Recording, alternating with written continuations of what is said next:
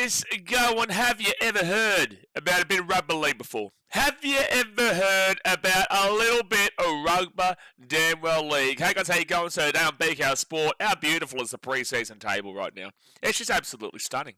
Like I don't even nearly want to commentate and stream this game today. I just want to really sit here. I just feel like we should all take a moment to just appreciate the beauty of the Gold Coast Titans being on top of the table. They may never lose a game ever again. After yesterday's win against the Dolphins, it is a genuine possibility that the competition's on notice that this team may not ever lose a game ever again. Oh my gosh, it's just absolutely beautiful. But today, guys, we're here for the Canberra Raiders taking on the Melbourne Storm in a game that obviously is a preseason game. This is preseason, as I have been reinforcing throughout this entire preseason so far. The preseason doesn't matter, all right? Unless it's the Titans, then they're going to win the rest of the season. But the preseason is not about who wins and who loses. It's about seeing the guys get a lot more, they get some game time in just to get the bodies warmed up for a big old 24-round season. There's 27 rounds with 3 byes, obviously. That'll change next year, however, with the Perth Bears coming in. However, it is just about seeing these young guys get a bit of a crack, see how they get on. The Storm aren't playing a strong team today. The Raiders are not playing that strong of a team either. And it is just about a bit of a hit around here in Queanbeyan. This is Seaford Oval in Queanbeyan. Just about seeing how these guys get on with each other and get a bit of a roll going through this preseason. But again, it does mean everything. The preseason means everything if the Titans win the preseason. If they do not, then it doesn't mean anything overall. So guys, obviously let's get into these two team lineups here for today. The game does start in about 27 minutes time, so plenty of time. Hit that thumbs up button.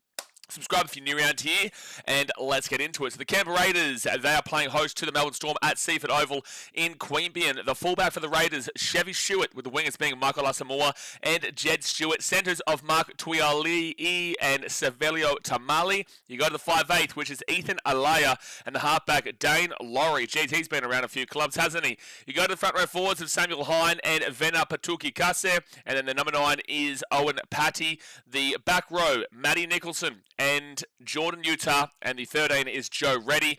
Interchange of Malachi Smith, Sebastian Chris, Sione Finau, and Jays Tuingamala.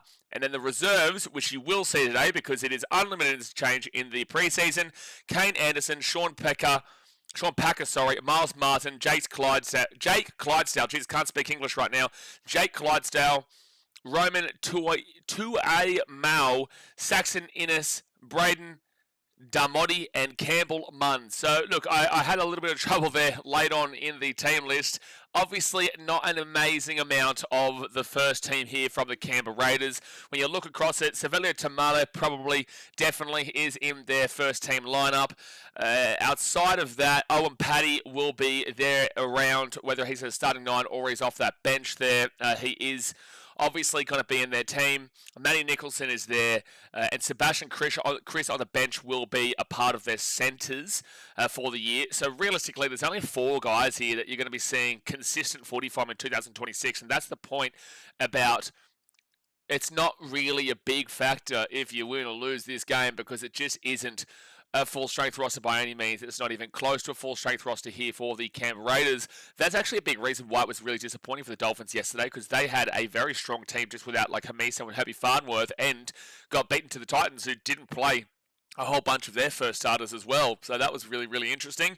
But the Raiders, they've got about 4 guys here that you'll see throughout the year. For the Melbourne Storm, you got Hugo Peel as the fullback, with the wingers being Luke Sasari and Siolangi Tui Malatu Brown. Centres of Marion Seve and Moses Leo. The 5'8" is Eli Morris, and Jordan Hamlin is the halfback. Front row forwards, you're seeing Davy Mawali is coming across, and Jack Hetherington, and then Gabriel Satrick is the number 9. The back row, Ativalu Lissati and Cooper Clark, with the 13 being Trent Loiero. Interchange of Amari Milford, Xavier Lankilde Fale, Lazarus Vaalepu, and Angus Hinchy, with the reserves being Preston Conn, Liam Williams, Jesse Rafferty, Mitchell Jennings, Amaziah Murga, Alan Holton, Talis Abel, and Joey Tramontana. I haven't actually heard that name before.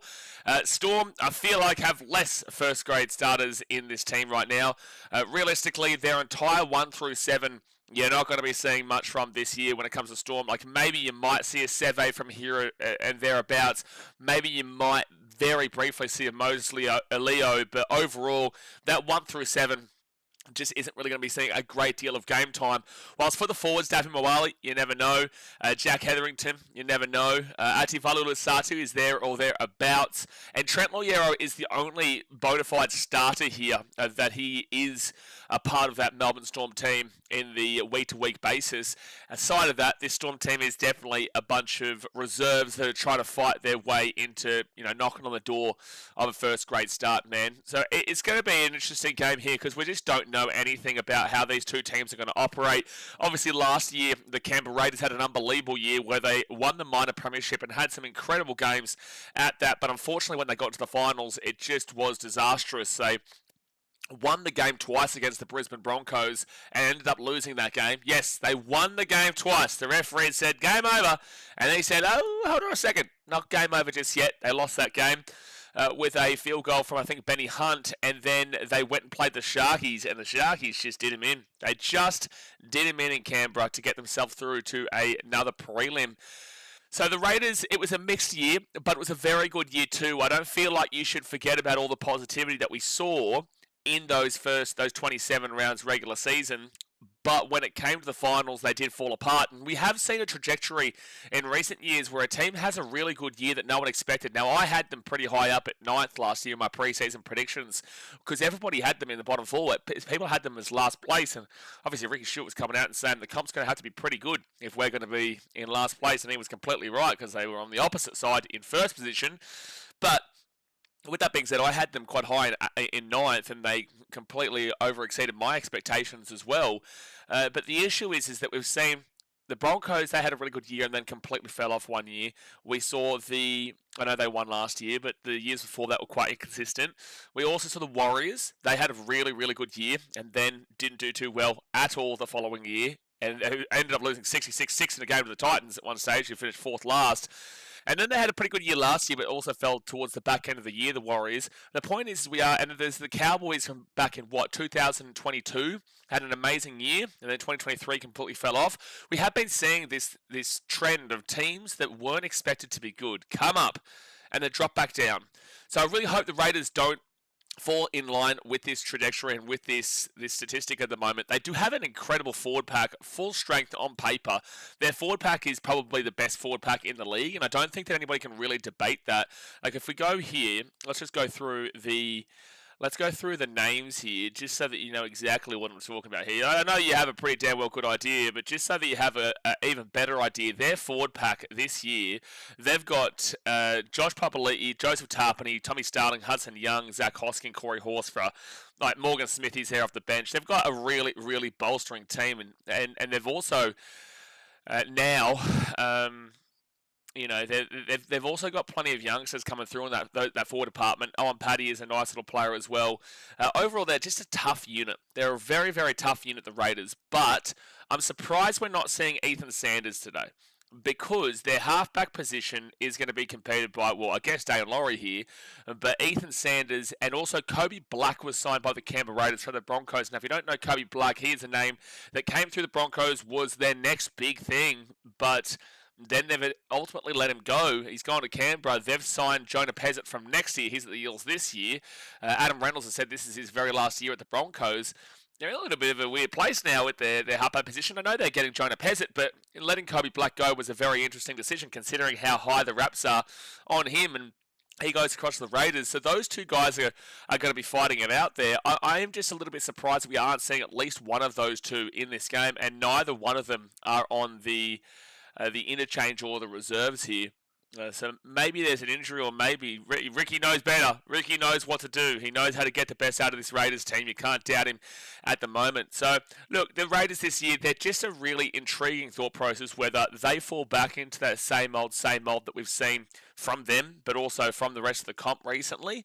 It'll be interesting to see if they can power through that and still still finish up high on the table with their team. But for the Melbourne Storm, on the other hand, they're obviously coming off the back of 2 straight grand final losses, man. They would be absolutely chomping at the bit right now. I was expecting them to be chomping at the bit last year, but obviously they just couldn't hold out the Broncos in the end, and they couldn't hold out the Panthers for their four-peat back in 2024.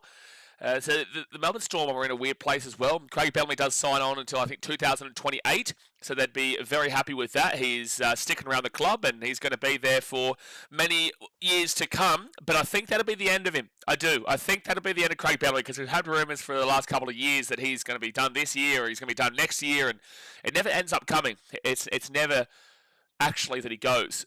So maybe he's just doing this to try and get the best out of his team, but I feel like this is the time with Craig Bellamy after this little stint. He's going to try and get that one more premiership, and then that'll be done and dusted for the Melbourne Storm in regards to his tenure there, which has been an incredible tenure. Absolutely incredible. Yes, there was a plight on it back in the late 2000s, but at the end of the day, he has been absolutely unbelievable, and when it comes to getting the best out of your team, regardless of what happened in the late 2000s, I would actually say that if you're giving me a draft of what coach to take right now, like if we're doing a draft and you have to choose your best coach, your second best coach, your third best coach, I am taking Craig Bellamy first. I probably would say that Craig Bellamy is my greatest coach of all time.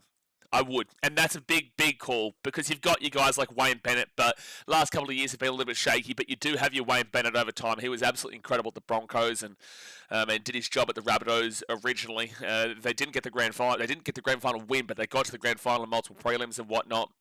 And now we see what he can do with the Rabbitohs again. But I would go out on a limb and say Craig Bellamy is my greatest coach of all time. Shout out Jack Gibson, obviously, and shout out Wayne Bennett. And also Ivan Cleary's putting his name down now with how good this Panthers team is and what he's able to do there. But that's still very fresh and very early, and he's not in this caliber yet. He's in the current caliber of these guys, like Craig Bellamy's and Wayne Bennett currently.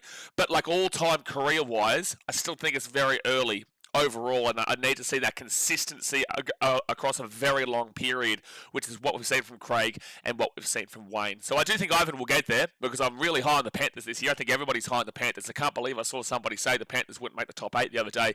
I find that absolutely ludicrous. They're absolutely firing on all cylinders, in my opinion. I think Blaise Talungi can put himself into a top 5, top 3, 5/8 in the game this year with the way they're going. I really do. Maybe a bold call, but I really have high hopes for him to get them rolling.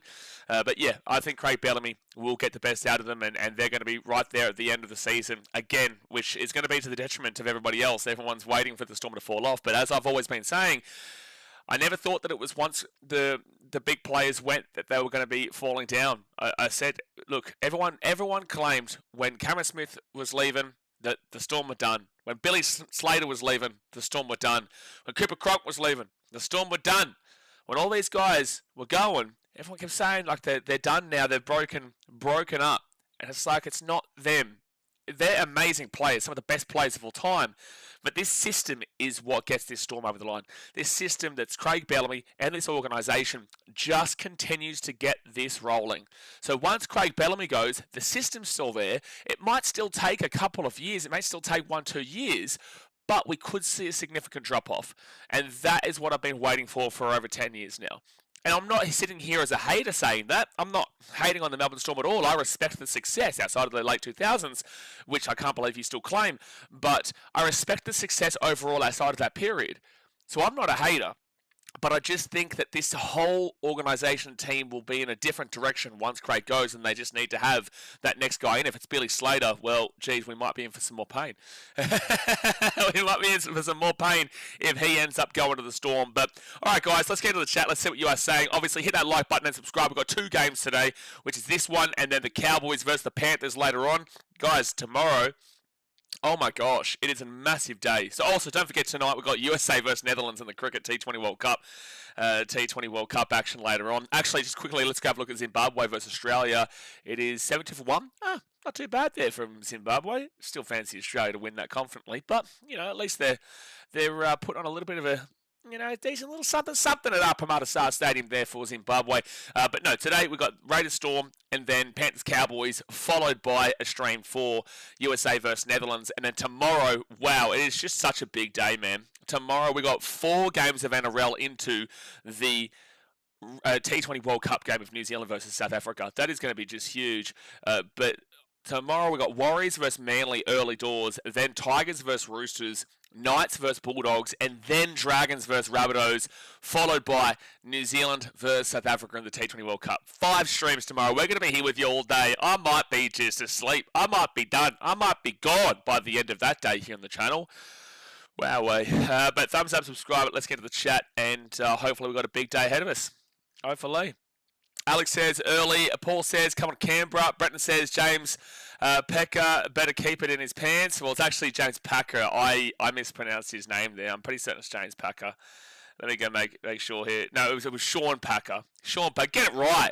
Get it right, Brenton. Dearie me. Not only is his name Packer, but he's also Sean. He disrespected Sean in the chat, not getting his name right. Why do you not like the name Sean? You not like the name of Sean Brenton? Oh, my goodness me. Dion says, I think the Green Machines are still a top 4 team this year.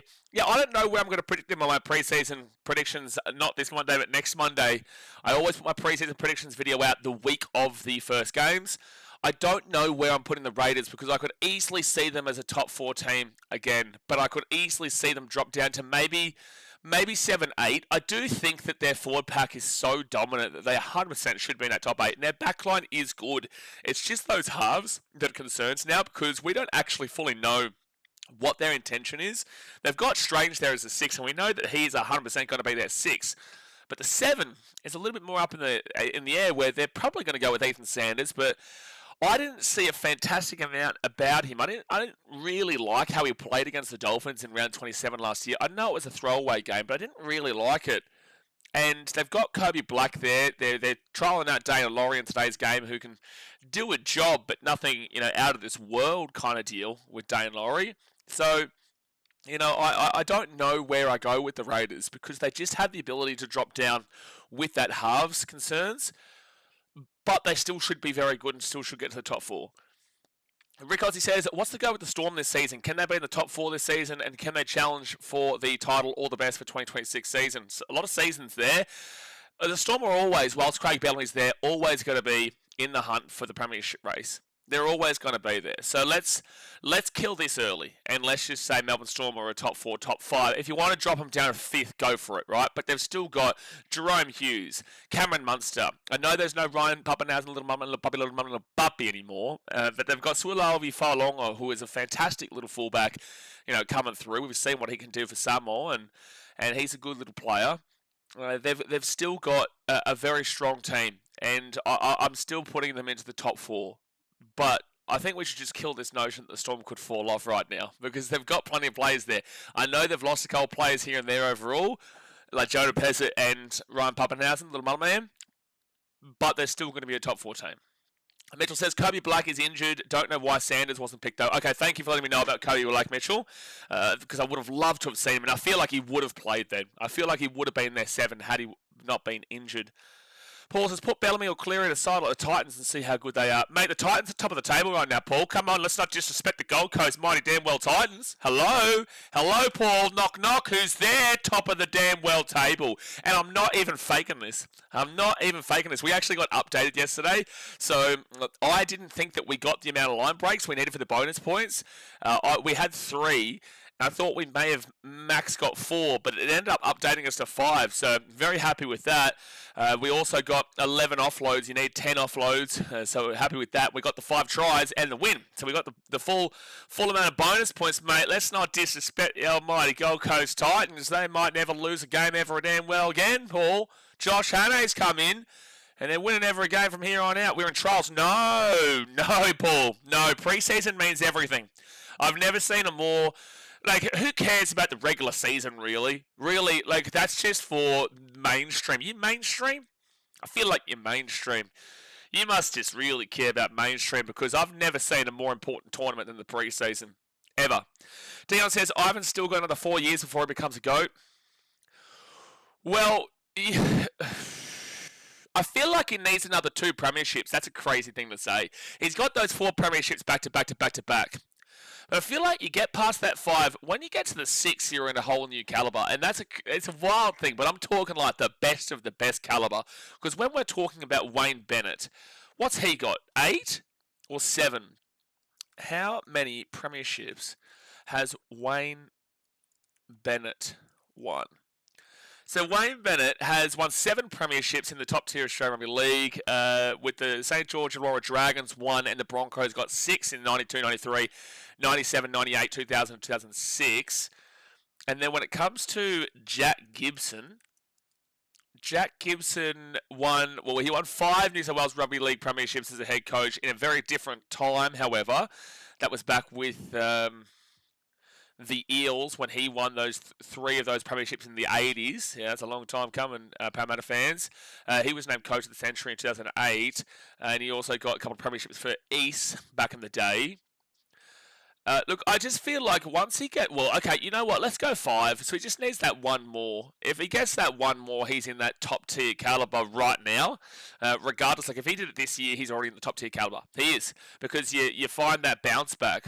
You find that bounce back. So if he goes and wins it this year with the Panthers, I would say forget the 4-year thing. He's at 5 premierships, and he is a part of the top tier of the coaches all time. And I think it's hard to argue. But if you guys want to argue it, please let me know in the chat. Harrison says, "Go on now, Raiders. Is it true the Titans are fairly garbage?" Harrison, you shut your dirty mouth. You go and watch. Hey, Harrison, how did your England versus West Indies bet go? How about that one? How did your England versus West Indies bet go? Harrison, you come over here. You're from England for starters. We just slapped you in the Rugby League Trifecta Ashes series. We slapped you 3-0 in England. And we also smacked you in the Cricket Ashes 4-1 in Australia. You come here. You come to the channel after... You've never won a bet here ever on this channel. Never. You tell us about your bets. You've never won a single bet, and that's actually true for everybody here. He's one of our cricket subscribers. But Harrison comes here having never won a bet, and now he's going to hang shade on the Titans. Mate, they are undefeated, top of the damn well table. Preseason matters. Thanks for coming. Duraz says, Harrison bet against the Titans and they'll be good. Yeah, he probably did bet on the Dolphins yesterday. Harrison says, surprised we're not talking about South Africa looking good at the moment. What? Oh no, Harrison thinks Australia playing South Africa. He doesn't realise that Zimbabwe is a whole different country. Oh no, Harrison. Oh no. Oh no, Harrison. Zimbabwe is a whole different country to South Africa. Oh no. Oh no, this guy's painful. He is. He's painful. Nay says Storm will be top 5 for the next 5 years. I'll go 4. I'll say 4 on the basis that when Craig Bellamy leaves, assuming after 2028, so that means you've got 2026, 27, 28, and then I give him another year of a guarantee because it's still kind of Craig Bellamy's team then. Once you get past that 4th year, then it's going to be whoever this new coach is. And then it's going to be this whole new way of life here at the Melbourne Storm. So I would give him 4 years. I know that's a bit of a much as 4 or 5 years, but I feel like the 5th year is a bit more of a dubious one because that would have been 2 years then since Craig Bellamy had left. Let them have the pre-season, Paul. Brenton, don't you start, Mr. Knights fan. Don't you start. Dion says, I love how your tune has changed about pre-season. Now Titans are up there. Oh, Dion, come on, read the room, bro. You're very, very well aware that I'm completely understanding that the pre-season means absolutely nothing. Come on, man, take a joke, read the room. Do you really think that I'm sitting here thinking that... I can't believe this. This is not just you, Dion, but this is like a thing on Instagram too. We had a lot of people on Instagram getting around it, but I can't believe how people can't just read the room to understand that no, I don't think the Titans are going to go undefeated for eternity because they won a preseason game. Like it's illegal to support your team if you're a content creator. Like, if you support your team, then you're an idiot and you're not allowed to really back them in. But if you're just someone who's just watching online and getting involved in the comments and whatnot, like, for example, I guarantee that this Dion bloke is going to tell us that Tigers are going to probably finish in the damn well top 4, because I've probably heard it before. But the Tigers fans, they every single year will tell us that they're basically going to win the comp, and that's allowed. But if I just have a little bit of happiness, a little bit of respite from a second last season after 3 fourth lasts in a row, it's apparently suddenly illegal. It's illegal for people to just be happy about their team for once and getting 3 bonus points.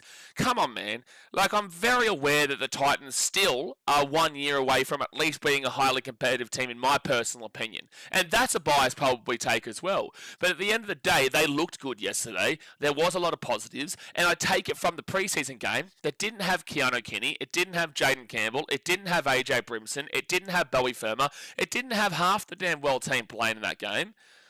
And the Dolphins had pretty much everybody except for a guy like Herbie Farmworth and Hamiso Tabuai-Fidow. Just live a little, man. Live a little. No, the Titans are not going to go undefeated, but they may also go undefeated for the rest of eternity too. Like, it's just stupid. It's stupid. Like, I'll be honest with you. If people genuinely believe what I'm saying about that, it's you. it's on you for not reading the room. It's on you. Full-time Story says, watching the Titans play yesterday, Siali Faimani was outstanding on the wing. Ooh, I don't know about outstanding, man. He had his ups and downs. I thought that Jensen Taumapo was our best winger on the day yesterday. I thought Jensen Taumapo probably had the best of the two. But Faimani had his moments, but I don't think it was an outstanding game from him by any means. The guy that returned the ball with aggression defensively looked solid in his pace as well. I would say defensively he looked really good. Outside of that, I wouldn't necessarily agree based off of yesterday's game with what you're saying, but defensively he did look solid. So I'll give you that one for sure, and I'm very happy with his defense, but I need a lot more in regards to ball handling. I need a lot more in regards to...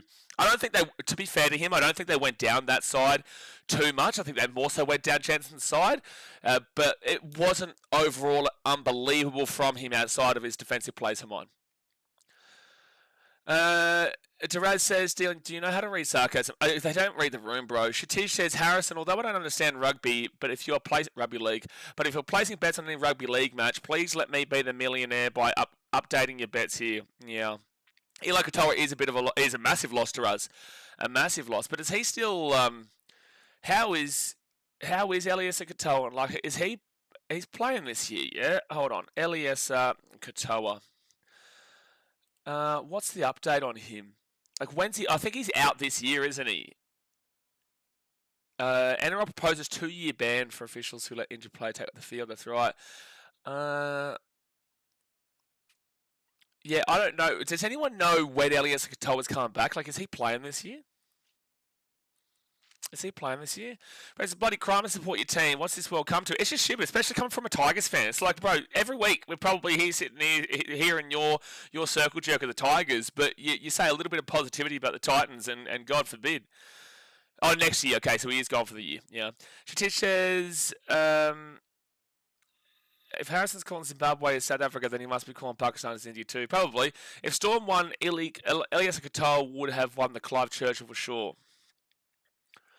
I can't really remember that grand final too much from the Storm perspective. It was just so good from the Broncos. It was just so good from Reece Walsh that I can't really remember an immense about the individuals from the Storm, but I'm sure to trust you. I'm sure to trust you there.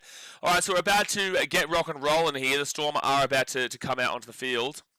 Yeah, next year is so frustrating. Like, he's just such a good player. He's just such a dominant back rower. And it's so frustrating what happened there with Tonga.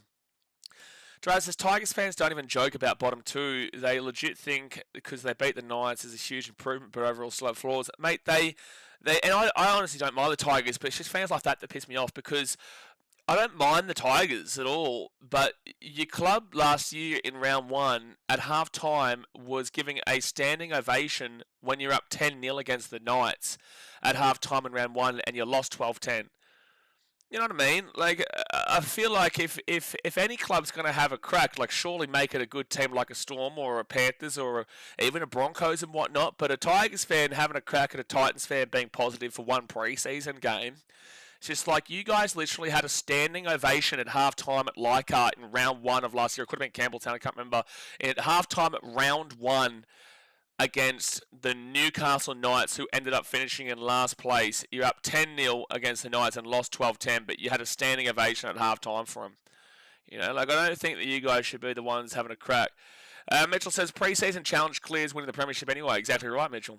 Shatish says, Aussie not winning. Anyway, I know I can see your comments are all about cricket, really, Shatish. Like, we're going to bring it back to rugby league here, mate. We've got a cricket game on tonight. You know, at times we'll talk and briefly switch over, but overall, this is rugby league. Duraz says, of course, bro, there's really nothing to hate about Tigers. More sympathy and wanting them to do well. I want them to do well, not defending the Titans' poor success rate. There's definitely a poor success rate there. But Tigers fans cannot get rowdy. Yeah, we also beat them around 27.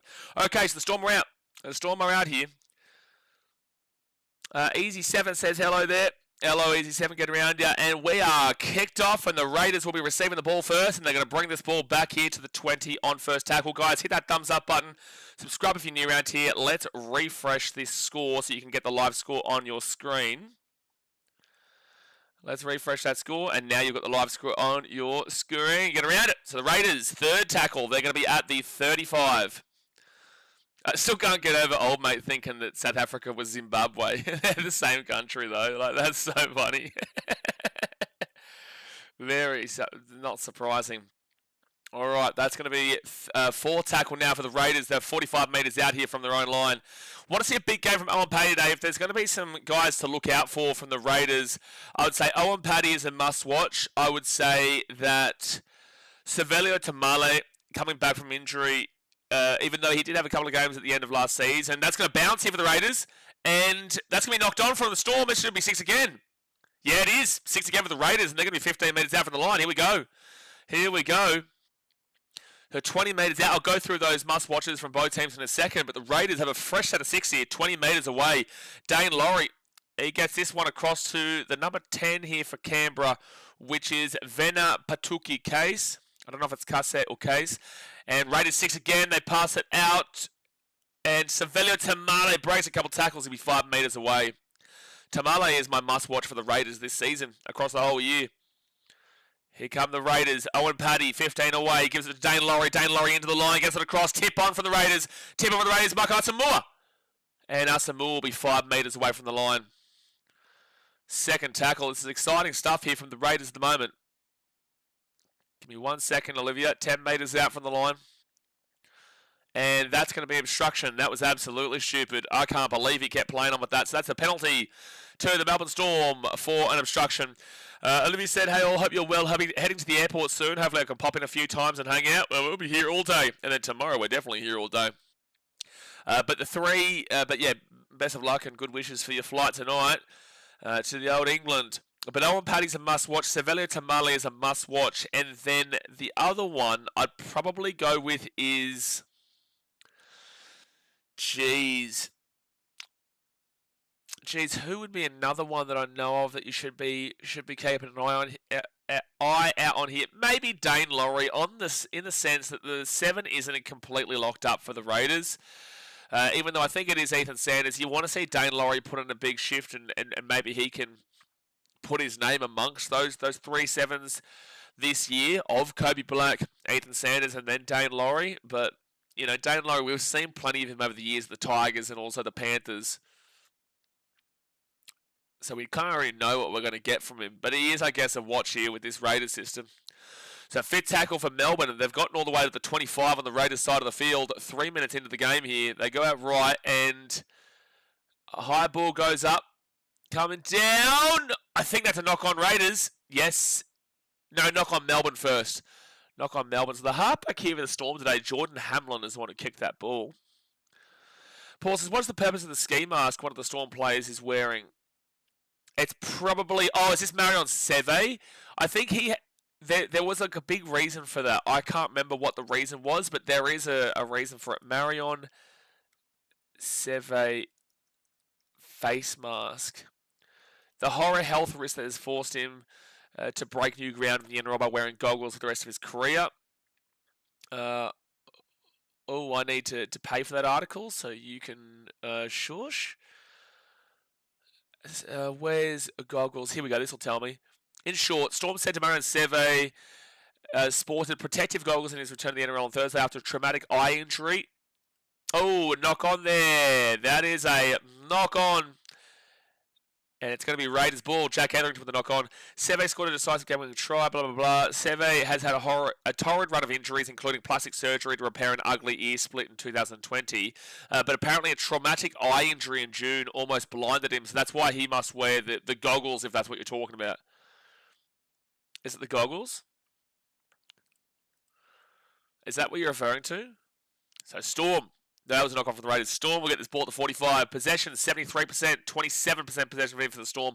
Sorry, I was focusing on the injury and the goggles for Marion Seve, so that's why I didn't get a good read for what was happening there. All right, second tackle for Melbourne, and they're 48 metres away. Why is this game on so early, by the way? This game started at 5:30 p.m. local time on a Friday. Usually this game would start at 6 p.m., but this one started at 5:30 p.m. on local time. And here we go. That's quick passing. That's quick passing. That's great passing from Melbourne. They're away at the 25, the 20, the 15, the 10, the 5. Taken down 5 metres away. 4 tackle. 4 tackle. Here's their opportunity. Jordan Hamlin. And good pass to Hetherington. And he's going to be 10 metres away from the line. Fit tackle. They go short side. They cut it across. They should be... Oh, it's got at the back. It's still fit tackle. They offloaded it. Jordan Hamlin taken down at the 12. Storm need Tarek Sims back. Don't know if they need Tarek Sims back. Mitchell, don't know about that one. Drad says he's winning in Canberra, one of the hardest trips alongside going to Amy Park and beating the Storm. No, I don't. I feel like Canberra away is nowhere near as hard as winning against Melbourne at Amy Park. I think Auckland away should be a lot harder than it actually currently is. Owen Paddy will get this ball to the 45. I don't think the Warriors have made that as much of a fortress as their fans like to claim. And Canberra is tough, but Melbourne's just another level, man. Melbourne is just another level of tough. And Broncos doesn't have the same feeling as it once did, but obviously Suncorp for the Broncos is very tough. But I would say that there's nothing that really beats Melbourne in Melbourne. So put that ball into the corner and the Storm will grab it. And they'll bring it out to the 5. And that is Luke Cesari for the Melbourne Storm, who is their winger. And they will receive a penalty for offside. A penalty for offside coming on up. Get them out of trouble. I would say if you're talking like the hardest trips to do, you'd have Melbourne 1. You'd probably still say, Penrith in Penrith, but they don't have a stadium right now. But Penrith in Penrith were just something else for the last 5 years. I'll give them that credit, but then again, they're not playing. No, I'm not. I'm going to take them away because they don't have Penrith at the moment. They're playing at a Combank still, which is Eels. So I'll say, currently speaking, it's Melbourne, and then I would go and say Broncos at Suncorp, and then... Oh, you can't actually do that. That should have been a penalty to the Raiders there. He used the bloke who played the ball as a... There was an obstruction there. It should have been called, basically. Hamlin gives the ball to Marion Seve. Seve, he'll have to load the ball. That's a knock-on for the Raiders. That's going to be a knock-on from Dane Laurie here. So Melbourne Storm will get a fresh set of 6, 30 metres away.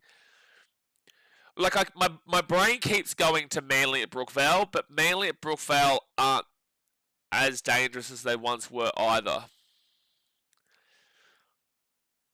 So yeah, I don't know who the third one would be. Olivia says we need a bigger stadium. Oh, I don't know about that.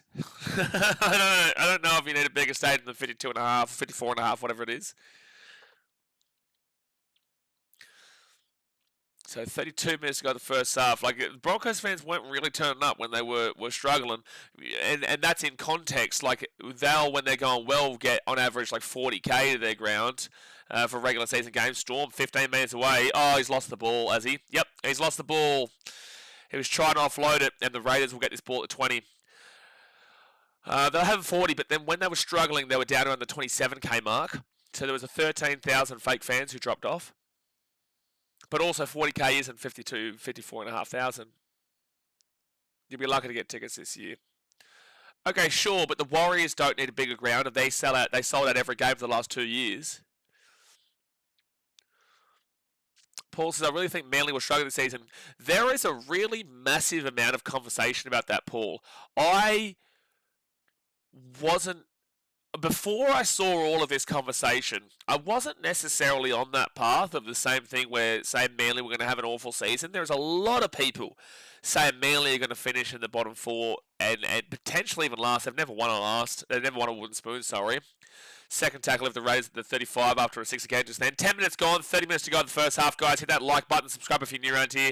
We will not miss a single rugby league game at all this season. Not a single one. Pre-season, regular season, Origin, World Cup, Grand Final, it's all here. But Manly have good players in Ola Kawatu, and Tom Trbojevic is injury prone, but touch wood, he's out there on the field. They got Tolutau Kalola. Tommy Talau. Their halves are a concern, though. Their hooker is a concern. The more I think about it, and Anthony Seibold couldn't coach an under-16s team. Raiders knocked the ball onto the 15 at the fit tackle, and it'll be Storm ball 15 metres out from their own line. That'll be Matty Nicholson who drops that ball. I can see it. I don't know if I'm putting them bottom 4, but I can see a world based off of what my thoughts now when I really deep it. Did Triptych says, who do you think is going to score this game? Tough one, man. It's pre-season. Please don't bet on the pre-season. But if I was to go and say one back from other team and one forward from other team, I'd say Savelio Tamale from the Raiders is my biggest shot from Canberra. And then forwards-wise, I'd probably back in an Owen Paddy scoot from dummy half. He's a nice little scooter. So I'll go from the Raiders. My best shouts would be Savelio Tamale and maybe Owen Paddy. From the Melbourne Storm, on the other hand, I would probably go with... Geez, you don't know many of these players, mate. I don't know many of these players. I'm taking a complete shot in the dark here. I'll go Cooper Clark. I'm not too sure who that is, to be fair, for the forwards. And then for the backs, maybe I'll back in a Moses Leo. Maybe that's what I do. But it's a really difficult one because they're all just freshies. Like the Storm have got like one first-grade starter in this game, and that's Trent Loiero. The other guys are maybes and what-ifs. As Seibold said, we will all die soon, so no point worrying. Fantastic stuff. Wise words from Seibold. So that's going to be a penalty to the Raiders. This game has been a penalty-a-thon so far. I used to get pissed with Dane Laurie. He won't last this year. He won't last the year in Canberra. Well, he's just all over the show. He was at the Tigers, and then he was at the Panthers, and now he's at the Raiders. Like, Dane Laurie has a bit about him. Like, he can have a good game. He can have a really good game. He's just extremely, like, extreme levels inconsistent. Like, extreme levels inconsistent. When he has a game, he plays unbelievable. But it's just very far and few between. Who was the first coach sacked? My gut is saying Payton at Magic Round, but Cow's draw is favourable early on. Knock on here from the Raiders. If it's not a penalty, it's a knock on in this game. Knock on from Canberra. Number 13, which is Joe Roddy loses the ball there, and Storm will get the ball at the halfway point. I think if Manly fall quickly soon, like if they are bottom 4 halfway through the season, Seibold pressure will be so through the roof. I've been calling... I couldn't believe that Manly signed Seibold in the first place. Like, I've never been a fan of Seibold. I don't think anybody should have been a fan of Seibold, and I don't know why Manly signed Seibold. I've been saying that they shouldn't have a Seibold since before he even signed there. If they struggle in the first 10 rounds, I feel like his head's going to be on the chopping block. And before you say, well, who do they replace him with? Literally anyone. Go and get Bucko from the local pub in Manly. Go down to damn well any pub on the beach there. Say, listen, mate, you're the drunkest here. I reckon you're still going to get a better job going than Anthony Seibold. So Melbourne here, 15 metres out, 10 metres away. Step on the inside by the fullback. And he's going to be 3 metres out for tackle. Melbourne. They're 3 metres out. Oh, that's arguably a 6 again. Arguably a 6 again. They're 15 away. Push at the back to Jack Hetherington. And Hetherington will be at the 10. Fit tackle now. They go open side. Kick from the 5'8". And it's not a good kick, but it bounces. No, it will be a 7 tackle set coming up for Canberra. 5'8" for the Melbourne Storm is Eli Morris. As you guys know, when the regular season is on, I can name you every single player, and I'm able to tell you exactly who everybody is without having to look at a team sheet. But in the pre-season, you can't blame me for having to look at the team sheet and to re-clarify who these players are. Yeah, Zimbabwe doing well, Serpent. No, Zimbabwe doing well, mate. You know, really happy for them. And I did say they'd be a little bit of a spicy team. And they've got some good bowling too. But no, Brian Bennett would have fitted bum. No, good stuff. We'll talk all about that during the USA versus Netherlands tonight. We'll talk all about it later on tonight. Anthony goes, then Payton gets the boot. Yeah, give me a comment in the chat, guys. For everyone watching, comment who you think is the first coach sacked this year. I do think Todd Payton is a chance with the Cowboys. I do think Anthony Seibold is a red-hot shout there for Manly. Oh, what a run. Oh, he's knocked it on. Oh, what a run. And then, unfortunately, number 3 here, Mark Tuiali'i, will knock the ball on for Canberra. First tackle for the Storm, and they'll be at the 30. Michael Maguire, no chance. Christian Wolf, I don't think there's a chance. Josh Haney's brand new. Andrew Webster, no chance. Justin Holbrook, brand new. Craig Bellamy, obviously no chance. Ricky Stewart, no chance. I really don't think there's any chance there, even if they just completely fell apart early. Tigers, Benji, should be a chance, but I don't think will be a chance because they have to really back him in long term. But if they get bottom 4, they had the least amount of injuries last year by a long way and still finished equal 4th last with the Rabbitohs, who had about 220 collective injuries, more than them. That is an awful kick from the Storm that goes out in the full. I think Benji will be fine, but I think there should be more questions asked if they do struggle again. So Raiders ball here at the 30 on their own side of the field.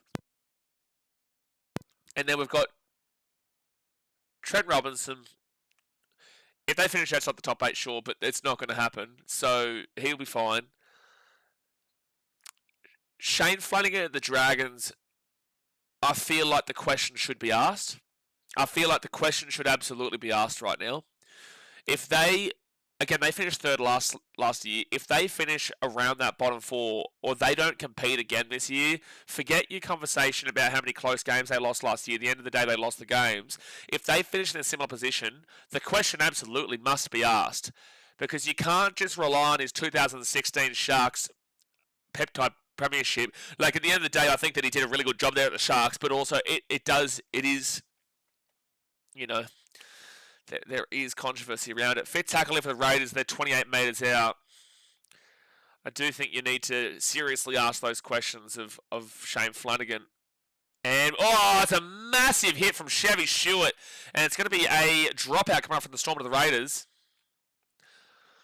Because he refuses to get rid of Kyle Flanagan. But Flanagan does have his moments. But Atkinson, for mine, should be the 7.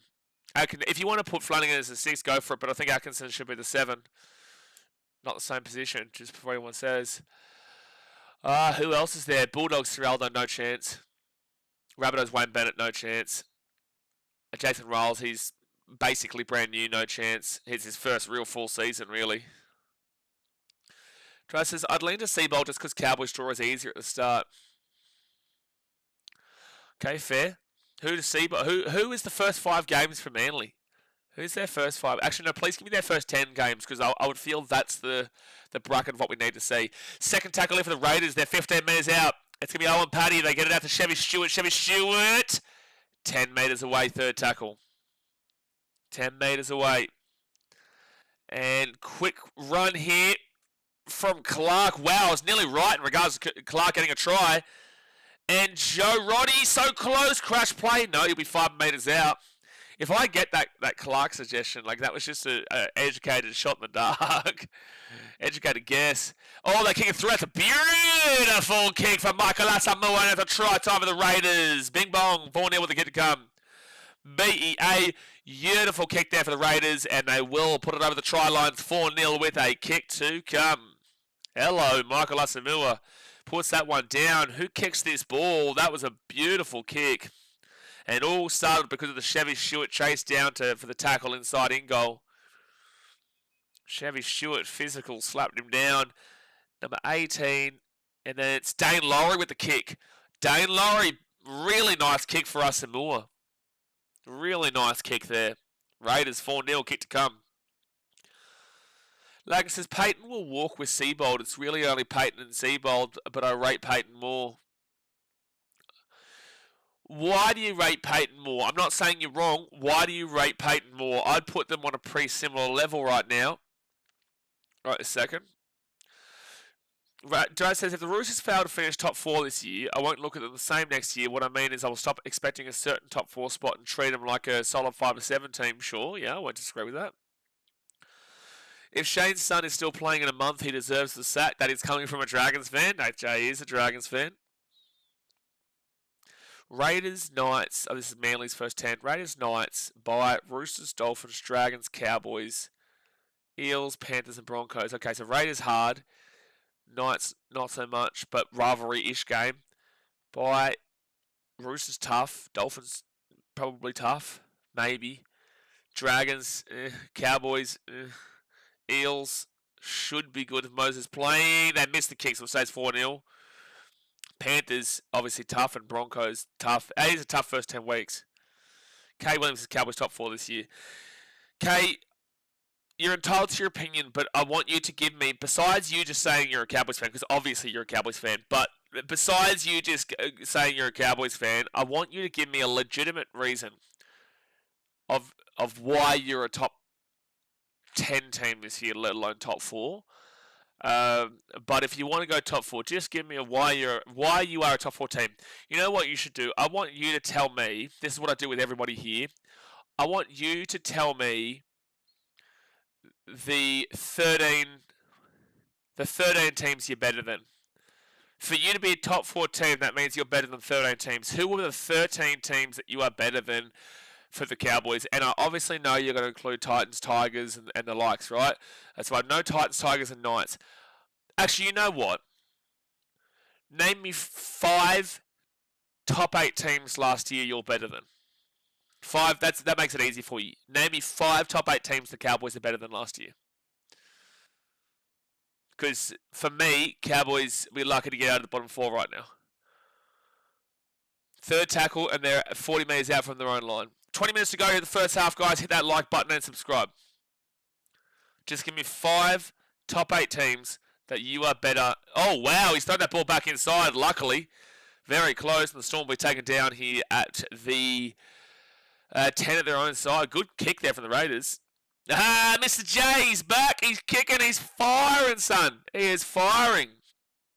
King Azam Babar says, hello, India. Yeah, no, my name's not India, and I am not India, but get it, India. No, we are watching Rugby League right now, mate. We'll be live for the cricket later on, though, because I know you're obviously a cricket fan on the channel. We'll be live for USA Netherlands, so come and join in then.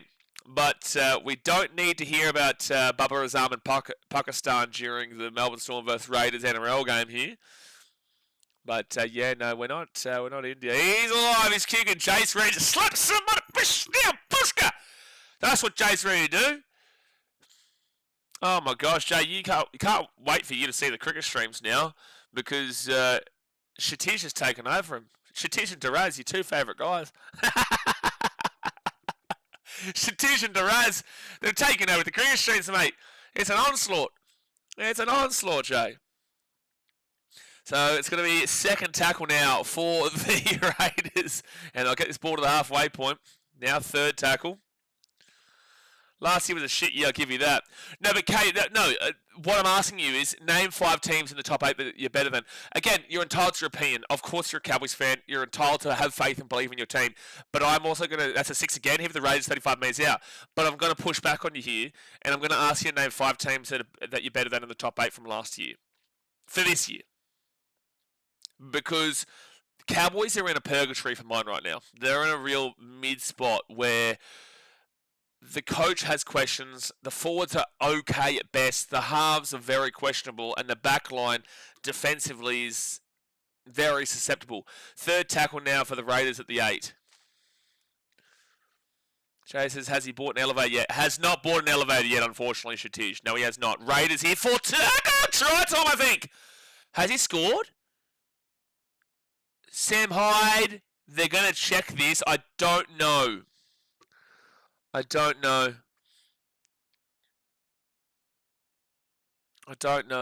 All right, King of Zamba, but does he get this down? Oh, I think the leg's going to be underneath it there. The leg's underneath it. And, yeah, he'll be held up here for sure. Held up for sure. But what a run from the big number 8, Sam Hyde. Samuel Hine, sorry, not Sam Hyde. Samuel Hine. think the commentary actually got that wrong. Brenton says he's been too soft for them. Brenton is a nice version of Jay. Nice version. So fit tackle. 8 metres out here from the line. And, that's played at. So that's going to be a Raiders 6 again here, back of the 30. Oh, no, what? Oh, I was going to say, I thought they were saying that wasn't played at. Oh, he's got the offload away here. It's still, he nearly caught the penalty. So, 0 tackle here for the Raiders. They're 18 metres out. Okay, it says Bulldogs, Knights, Sharks, Eels, Dolphins. Okay, well, for starters, the Dolphins weren't a top 8 team last year. Secondly, the Eels weren't a top 8 team last year. Thirdly, the Knights came last. Okay, what are we doing? And you're not better than the Bulldogs and the Sharks, but how did you just say the Knights? They came literally... You couldn't have actually been more wrong with the top 8 team saying the Newcastle Knights.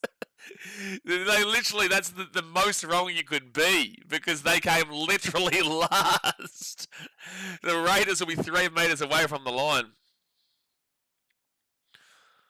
And quick ball into the line, but the Storm will get it. Bad pass there from Owen Paddy, and Marion Seve will grab the ball here at the 7. Full-time stories is Cowboys ain't making top 4 or top 8. Will be lucky to get into 8th or 9th place. Coach has lost the plot, penalty to the Storm. Don't have a halfback to partner Tommy. Forwards are average and wingers can't catch the ball. I agree, full-time stories. I'm not here hating on your club at all. I don't mind the Cowboys whatsoever. I'd like to see them do well. But there is a lot of concerns, and I think that people have to take off the rose-tinted glasses for a second and see the concerns. And before anyone goes, but you've been circle jerking the Titans because of preseason. I know it's preseason. I don't know why I need to reinforce this fact. I don't know why. Second tackle here with the Storm at the 42. I keep saying this year, the peak that I can see the Titans at, like I'd love to see them in the top 8, but I don't think so. The peak I could see them at would be like 10th. 10th, 11th would be a good season for the Gold Coast, really. And then next year you push on, right? But Cowboys top 4 for mine is just a wild thought process. They've got a lot of things to sort out.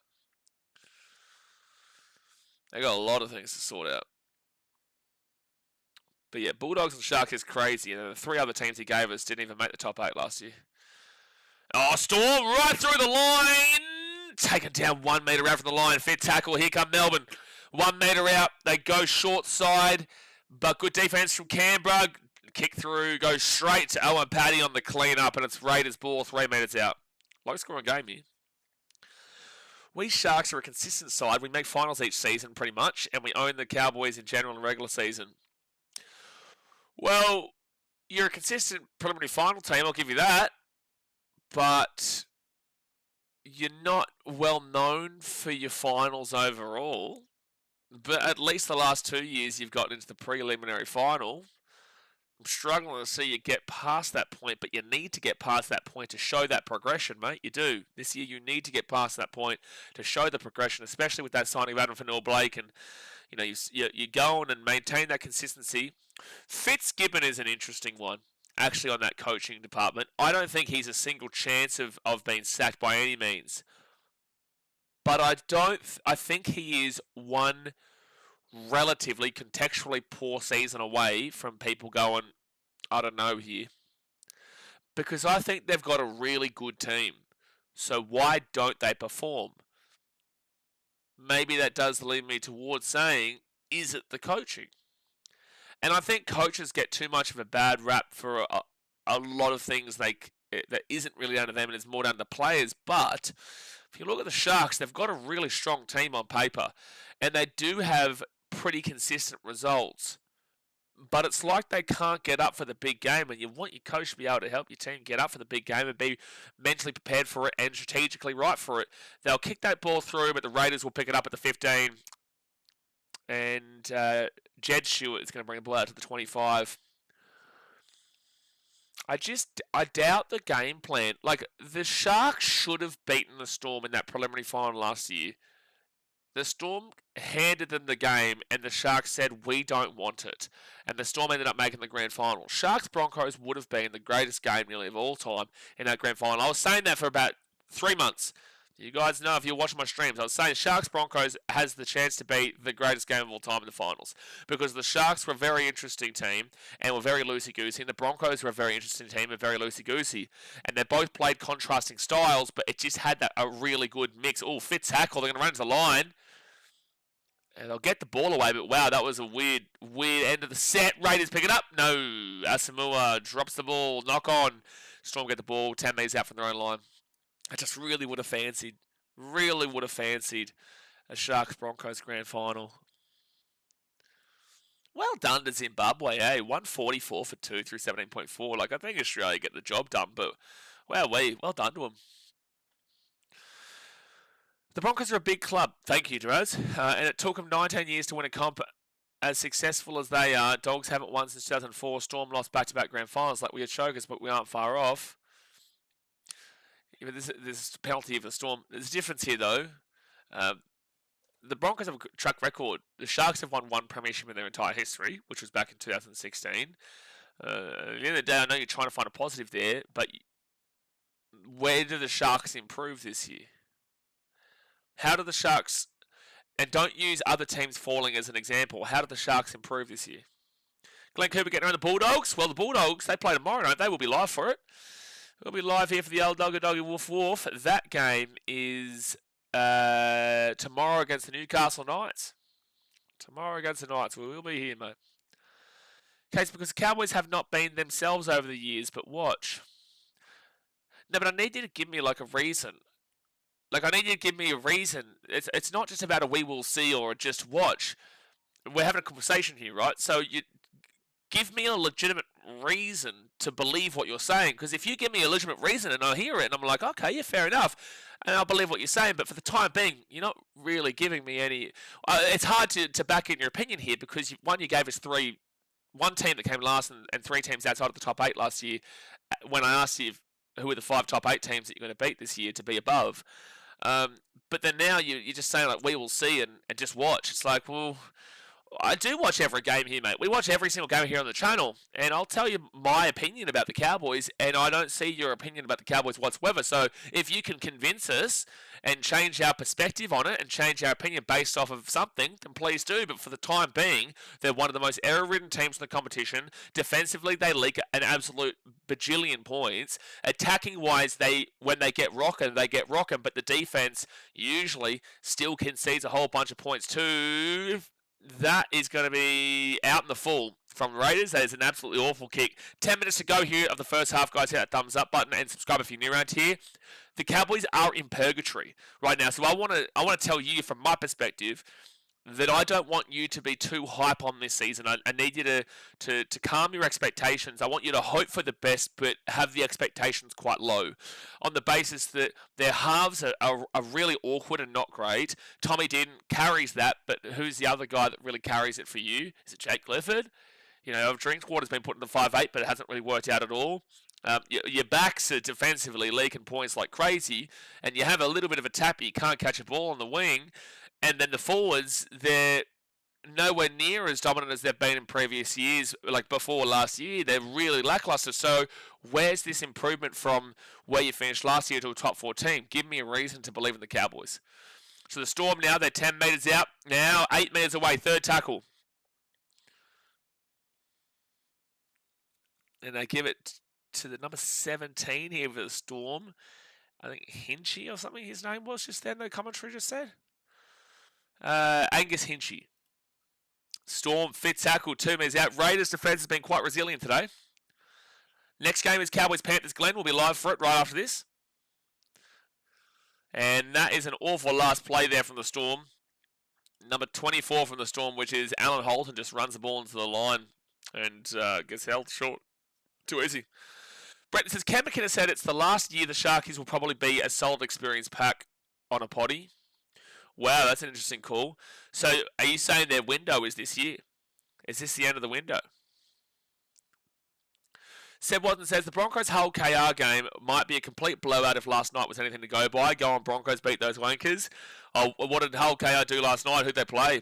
And they got obviously pumped, I'm assuming, by your comment. Raiders now at the 42, first tackle. That's on. By the way, guys, if for all the Australians here, The Broncos World Club Challenge against Hull next week is on at 4:30 a.m. New South Wales time, 3:30 a.m. Queensland. That's a forward pass. 3:30 a.m. in Queensland. This is on a Friday morning, not on a weekend. On a Friday morning at 3:30 a.m. for you guys in Queensland, 4:30 a.m. for you guys in New South Wales/Victoria. If you're in New Zealand, it's 5:30 a.m. So a little bit better, but still not great. So yeah, don't expect a good time slot. Lachlan Galvin's boyfriend says trials mean everything. Storm for the spoon. I'm going to back you in here every step of the way because the Titans are looking as good as they are. Preseason means everything. Everything! Everything! Gerard says, K, so you're saying the Cowboys are just playing shit then? We said because the Cowboys have not been themselves. Oh, I've already read that comment. Maybe I'm biased, players, to be honest, using other teams as an excuse, but yeah, you're right. We need to take a next step. That's why I said, give me a reason the Sharks improve without using other teams as an example. So second tackle here for the Storm. They're 35 metres away. And Holton will be now, gets away from a couple of tacklers, gets away again. He's still going here. 20. Oh, and he loses the ball. Oh, this is trials 40, lads. This is trials 40. Full-time story says, K. Williams, you say we haven't been ourselves lately, but what exactly are you referring to? We haven't actually achieved anything or established an identity in recent years to even have a self. Don't disagree with that. Lost to York, who got promoted last year. Damn. It's a big upset. That's a big upset. Damn, good score for Zimbabwe, man. 158 for 2 through 19.1. Good on them. Raiders. Now bring it out to the 25. Get the offload away. And Michael Asamoah. Oh, he should have backed himself. He would have got an extra 5-10 metres. And Mikey Lewis should be suspended for the game. Should have been sent off for a ridiculous trip. Mikey Lewis is a guy that a lot of people in England would claim and should have played for England in that 3-game Ashes series that we saw over the off-season. Third tackle now for the Raiders, and they're going to be inside the attack and a half. 5 minutes to go the first half. And now Chevy Stewart pushes away from one, gets the offload away. Dane Laurie with the ball at the 40. Dane Laurie moving, gives it across. Nicholson to Marley. Here's a chance. Asamoah at the 10, the 5. He's strong. He's pacey. He scored. Try time for the Raiders. And that's a double here for Michael Asamoah. Asamoah with the double. Try time. 8-0 with a kick to come to Canberra Raiders. He is, yeah, I agree with the commentary. Mick Ennis just brought it up. He's like a Brian To'o-style player, not to the same quality, but as soon as he put his head down there, you just knew he was going to get over the line. He's just powerful, he's strong, and it's a great offload out there from the inside man, which is actually Mark Tuiali'i, not Savelio Tamale. He's on the other side. But it was a great flick, a great quick little pass to Asamoah, and then he was just able to punch over the line and score. Yeah, but Tom Dearden in the half isn't going to get you into a top 4, mate. There's more than just...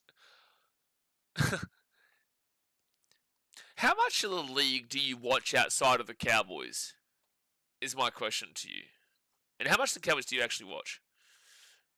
Because there's no way that you believe that just having Tom Dearden means that you're a top 4 team. Because then every team's going to say, well, we got this player. Every team.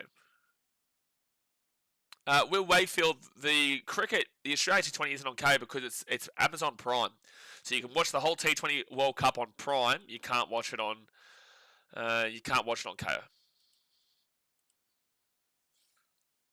Come back next year, Storm. As is all I say about the World Club Challenge, that it's a try in Wigan. It's always a try in Wigan, Nath. Always. And they will miss the kick again, so it will stay 8-0 with 3 minutes to go the first half. 2 tries, both to the man that is Michael Asamoah. Stick around this channel, Kate, because I feel like you'll get a better appreciation for what's happening around the league. Because right now, man, it's extreme bias. Right now, I think it's lacking the knowledge from the rest of the competition. But all power to you believing in your team, though. You know, I'm going to do it with my team. My team will probably still finish bottom 4. But with that being said, I'll have all power behind my team too. But unfortunately, I just don't think you have the knowledge around the league to be able to have this conversation. Because I've asked you multiple times for a reason. You can't really give it to me besides Tom Tin. Second tackle, I love Tommy. And there'll be a penalty here to Canberra coming off their own line, 25 metres out. Big penalty there, and the referee's calling him out here. Glenn, I'll do a full season prediction video, 1 through 17, not this Monday, but next Monday, the week of the first games of the NRL is when I will chuck my preseason prediction video out, where I will put who I have in 1 through 17. So I just started watching the NRL last year. What's the difference for preseason? Well, this is just ultimately a warm-up competition, right? It's just warming you up for the regular season. The preseason, you're not going to see all the stars. Like the Raiders here, I think, have 4 guys that will probably feature for Canberra this year, whilst the Storm have 1 guy, maybe 3, but 1 definite that will feature for the Raiders, for the Storm this year. So it's just about getting the body ticking again and getting the body ramped up for the regular season again, mate. Raiders now. They're 20 metres away from the line. 2 minutes to go in the first half. By the way, Jay, you missed out on a massive Afghanistan versus South Africa game the other day. 2 super overs. 2 super overs it was. Wild stuff. Into the line. Now they'll be 5 metres out. Fit tackle. So yeah, it's the same, but it's very different too. Fit tackle. That's going to be out the back. Was it touched by the Storm? No, it was touched. It was just the Raiders. So it'll be Storm ball at the 23. The difference in regards to why you can see the Titans have 15 points here, and this is something that a lot of people won't necessarily understand. So you can see 3 bonus points. So you get 12 points for a win in the preseason compared to just the 2 points in regular season. So basically, we got the 12 for the win. Then if you score 5 tries in a preseason game, you get 1 bonus point. If you get 10 plus offloads, you get another bonus point. And if you get 5 plus line breaks, you get another bonus point. So the Titans yesterday, they had 5 line breaks, they had 11 offloads, they scored 5 tries, and they won, which is why they got the full amount of bonus points, right? Whilst the Dragons, they only got the 1 bonus point. The Cowboys only got the 1 bonus point, but both won. The Bulldogs, they actually lost their game, but got 2 bonus points for still getting either 2 of 5 tries, 10 offloads, and 5 line breaks, which shows that they still put in a bit of a shift overall. The Storm kick that ball up, and that's going to be Raiders get the ball 13 metres out. Seb Watson says Titans have 15 points. They're the best team, don't they? That is true, Seb Watson. Yes, no, the Titans are the best team of all time. No, they are. Correct. 10 the line chasers 1. Yeah, but they shouldn't have. They shouldn't have. Second tackle, 25. We'll wait for says Australia's playing right now. We're going to lose Zimbabwe. Okay, Will has no idea what he's talking about. 169 for 2 is a good score, but Australia should clean that up, mate. Don't you worry. Anyway, that is going to be half time here. 8-0 to the Canberra Raiders. Good little start here for them. Very good little start. Again, if you're a Storm fan, you're not coming last this year. Again, if you're a Raiders fan, you may come first this year, but you're not going to base it off of this preseason game. The Raiders with a good start. Michael Asamoah with 2 tries. Let's run through the stats of this game. Hit that like button. Subscribe if you're new around here. And let's get into it. And then after I read through the stats up the bunnies, I'll read your comment on the new Perth logo. But okay, in regards to the game, 2 tries, Michael Asamoah, 8-0, both missed conversions. Possession-wise is 58%, whilst the Melbourne Storm are in 42%. So if that equals out a lot more, then maybe you might see the Storm obviously get back into this game. But right this very second, they're getting done over on the possession. 15 minutes and 56 seconds for the Canberra Raiders, and 11 minutes and 14 seconds for the Melbourne Storm in regards to time and possession. That's 26 minutes. That's basically 27 minutes in regards to time and possession. You want to see a floor of 25 minutes for at least a decent enough game with ball in hand, so you're at least seeing 27 minutes or so. You're not too unhappy with that. Completion rate, minimum 80% is what you're looking for. The Cowboys, we've had too much Cowboys chat here. The completion rate needs to be 80%. The Raiders, they're at 66%. They're at 16 from 24. Their completion rate is awful. That's really not good. But the Storm are at 83%. 15 from 18, which is actually really good. So the 80% marker, the Raiders are down here. The Storm are here, but the Storm are down 8-0 and getting done on the possession, which is crazy. So, yeah, really awful stuff there from the Raiders completion rate-wise. It's now 68%, so it will update, but 17 from 25. And the Storm actually come down to the 78%, which is 15 from 19. So it's come down a little bit closer. Storm are now under the threshold, but still 10% above where the Raiders are. Runs-wise, 85 runs for the Raiders with 770 run meters. If you're looking for the 10 meters on average per run, which is a great amount of meters, which is where you really aim for, they would be 80 meters behind. They'd need to be at 850 meters. They're currently 770, 86 for 78. They're basically 80 meters behind. Yeah, they are basically 80 meters behind, or so 70 meters if you want to be pedantic. Behind that 10 meters on average per run, whilst the Storm there at 73 runs for 688 run meters. So if you actually deep it here, the Storm are doing a little bit better in regards to how many meters they're making per run. They've got 15 less runs now. It's now 88 for 804 there for the Raiders. This will update at half time, but they're 15 runs behind them. It's now 89 for 818, so that's still about that. Now 90 for 822, so they're still 80 metres behind the 10 metres average per run, whilst the Storm are only about 40 metres behind the 10 metres average per run. So they're getting less amount of runs, they're getting less amount of the possession, but they're actually doing a little bit more with it in regards to those run metres. And then again, it's now 92 runs for 844 metres for the Raiders and 73 for 684 here for the Storm. That is 19 runs separating them, and yet the post-contact meters is 282 for the Raiders and Storm 254. And now it's 94 to 73, so it's 21 extra runs for Canberra, and they've only got 29 extra post-contact meters. The Storm are actually doing better in regards to the meter battle here. They are. They just don't have the possession to account for it. Line breaks is 3-1 Melbourne. Tackle breaks is 24-19 Melbourne. Melbourne are cleaning up a lot of these stats here. But yet they're down because the defense from the Raiders is obviously good, but they are missing quite a few tackles too, clearly. Average set distance backs up what I'm saying here. 25 metres and under is awful. It's turned the stream off. It's pathetic. 25 to 30 is disgusting. 30 to 35 is underwhelming. 35 to 40 is hitting the marker. 40 to 45 is great. 45 to 50 is fantastic. And 50 plus is basically perfect. The average set distance for the Raiders, these damn well Cowboys, Raiders, is 32.59. And now it's 33.91. They're in the underwhelming category. They're not getting to that 35-metre threshold. It's not great at all. And the Storm, they're at 34.2 metres here on an average set distance. So still in the underwhelming category, but very, very slightly above the Raiders over there. So at the moment, all the stats except for the possession and the scoreboard is actually in favour of the Storm because the completion rate's now up at 80%, 16 from 20. So Storm shouldn't actually be too unhappy with this, despite the fact they're down 8-0. Average play the ball speed, 3.7 seconds here for the Raiders. That is quite slow. 3.2 and below is extremely fast. 3.21 to 3.39 is fast. 3.4 to 3.59 is average. 3.6 to 3.79 is slow. And then 3.8 and above is extremely slow. 4 seconds and above is England Rugby League levels.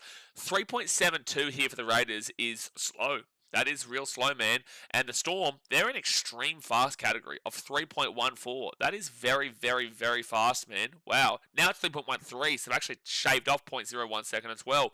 That's very fast. Offloads is 4-3 in favour of the Raiders. You got to kick the fusel, 80% here for Canberra, 60% for the Melbourne Storm. And no one's got there was a forced dropout. It hasn't got it on here, but there was a forced dropout that we did see. Then defense, effective tackle percentage, 84.34% for the Raiders is actually quite putrid. This is actually wild. The Storm are down 8-0 in this game. So 85% and below is awful, abhorrent, really bad. 85% to 88% is underwhelming. 88% to 90% is hitting the marker. 90% and above is absolutely fantastic. The Raiders are in the awful abhorrent category of 84.34%. Obviously, their line defense has been pretty good, but on an individual stat metric of effective tackle percentage, it's really bad. 167 tackles made, 25 missed tackles, and 6 ineffective. An average amount of missed tackles and a half is like 15 to 17. So they are 8 higher missed tackles than the highest of the average there of 17. That is a lot of missed tackles for the Canberra Raiders, and the ineffective is usually between 5 and 7. 6 is what the Raiders are on, so they're right bang in the middle of that average. For the Storm, they're close to the great category, but they're hit the marker of 89.8%.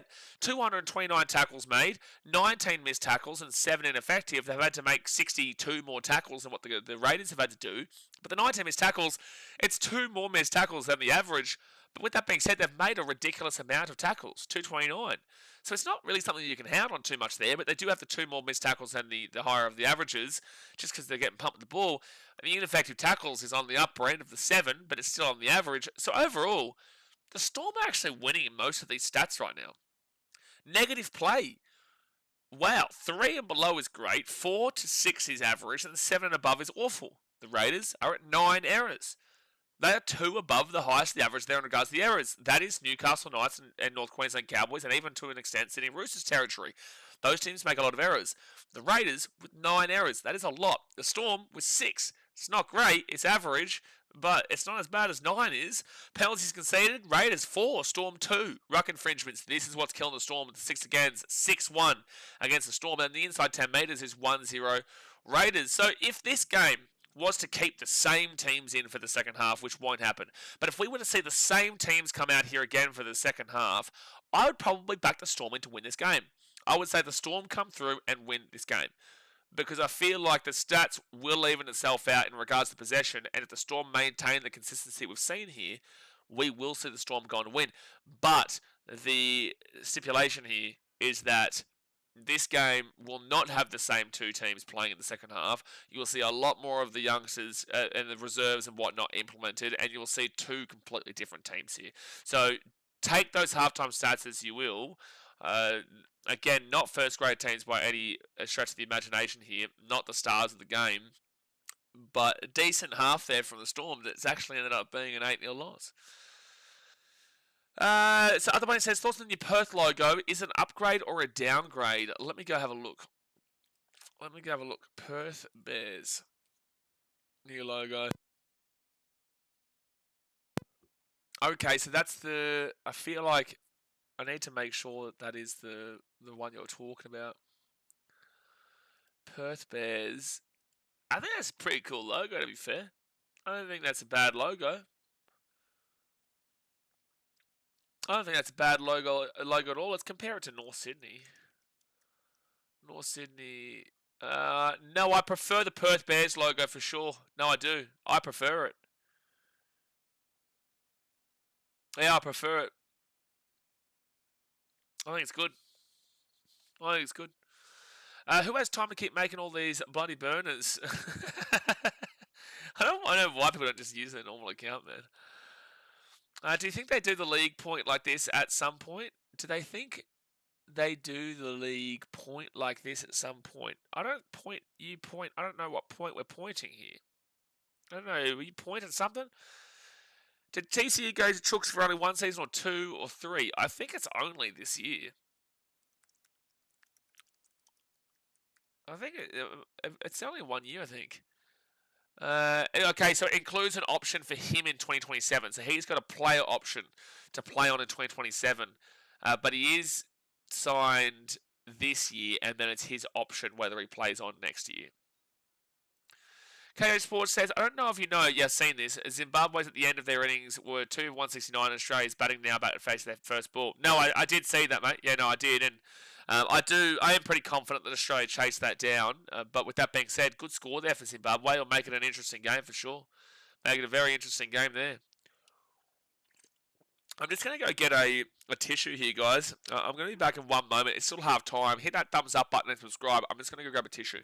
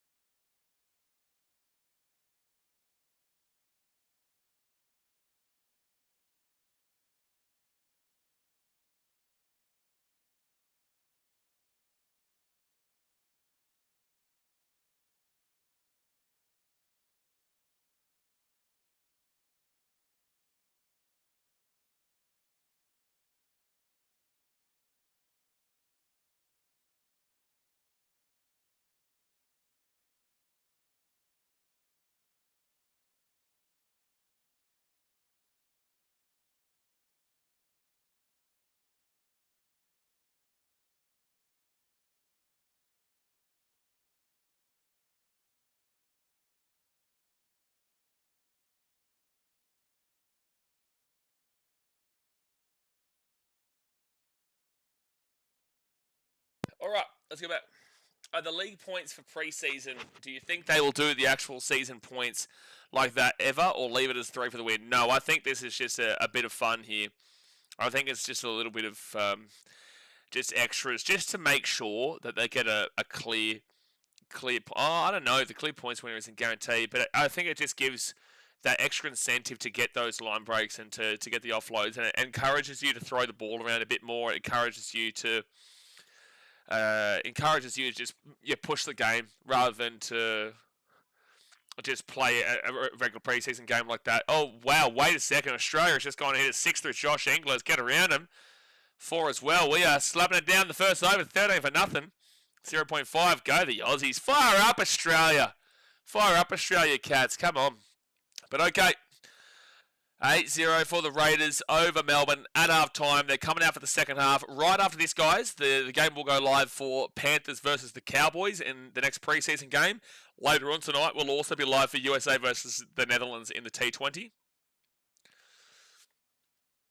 Hold on.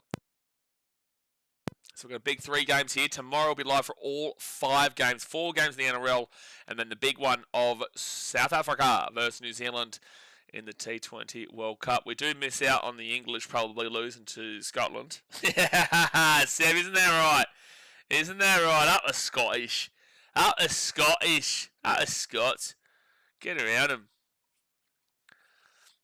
So the kickoff will be to the Melbourne Storm here. The Raiders received first in the first half. Beautiful day there in Queanbeyan. Looks nice. Looks like a beautiful day. What's the weather like? Storm will get this ball to the 15 through Jack Hetherington. I want to see what the weather is like in regards to how hot it might be. No, it's beautiful. 19 degrees. Oh, it's cool. It's fresh. I was getting a bit of a fresh vibe, but I know it's, still summer. So, Group of Death, and they're the best team in the world. Unbelievable stuff. Ana Rosa says Raiders is going to win. Look, they did look okay in the first half. Like Michael Osborne scored 2 tries, but statistically, the Storm actually did have the better statistics at halftime. However, this is a preseason game, so you never know what's going to happen in the second half. It could be a complete change, or the Raiders could go on with this as well. It'll be 2 different teams what we saw in the first half.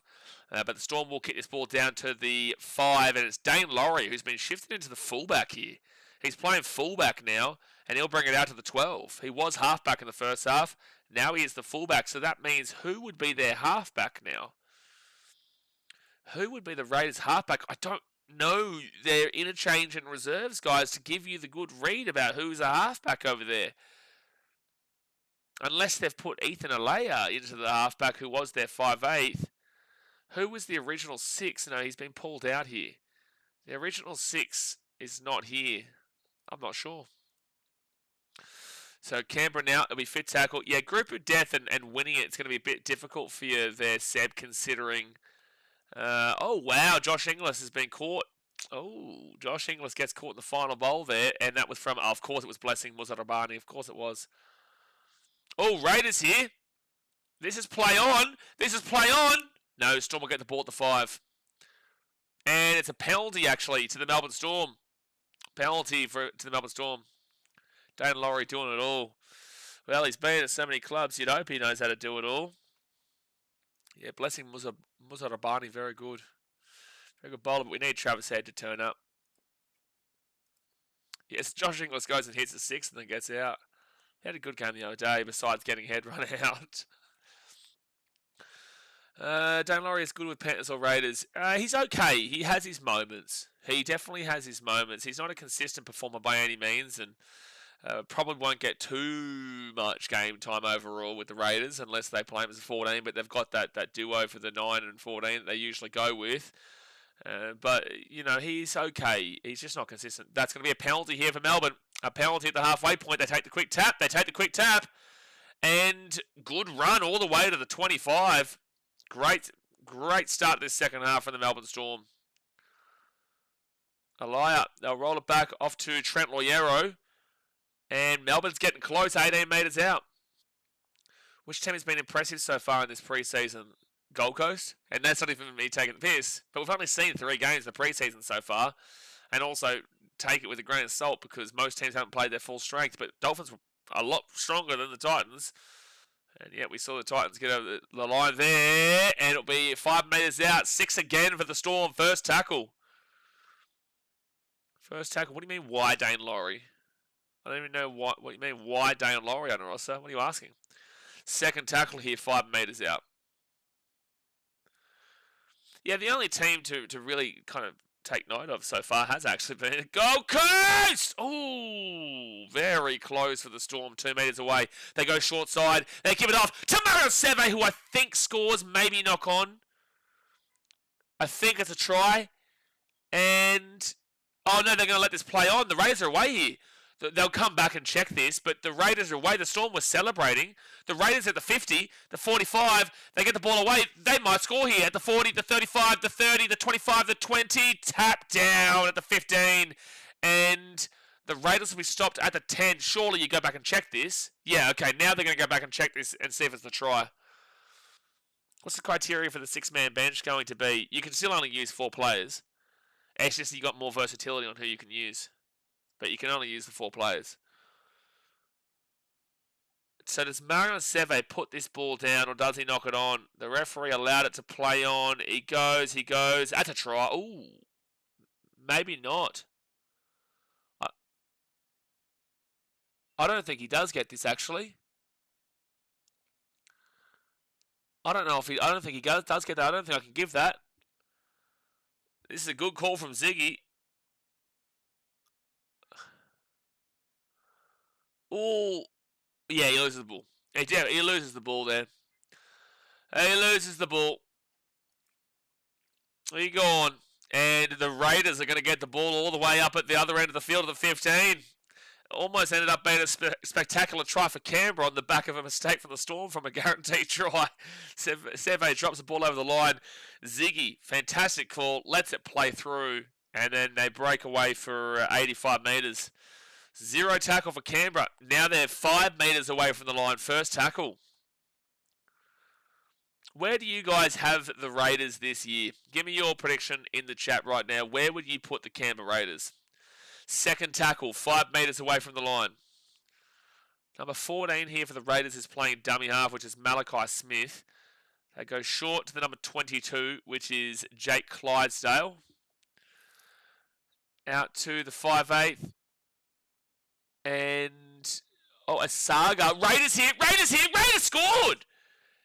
That is a great try out of nowhere there. Number 24, Saxon Innes for the Raiders will score.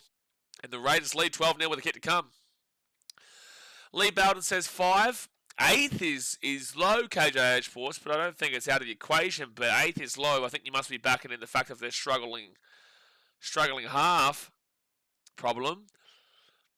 But from the Storm scoring a try to only be down by 4, potentially 2, to now being down 12-0 with a kick to come to make it 14-0. They've missed all 2 of their kicks so far. Let's see if they can make the third. Brent says 5-6. Nate says top 4. I'm probably situated currently around 5-6-2, to be honest with you, Brenton. But who are the 4 teams that you have above them? If you go on Raiders 5-6, who are the 4 teams you currently have above them? And why is it the Gold Coast Titans? Geez, the cameraman has been... Wait, what? The cameraman's been absolutely cleaned up here by the defensive player from the Storm. He didn't clean up with the Raiders player, but the player from the Storm took him out. He took him out. So kick to come for Canberra.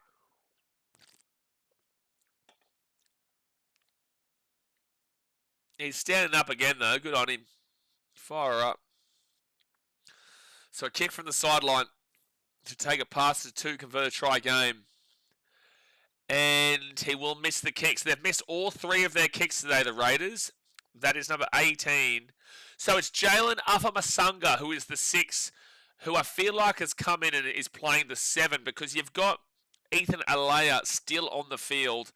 So Ethan Alea originally played 6, unless you've pushed Ethan Alea to the 7, and now Afamasunga comes in to the 7/6, yeah. Broncos, Panthers, Storm, Rooters. Yeah, not too bad.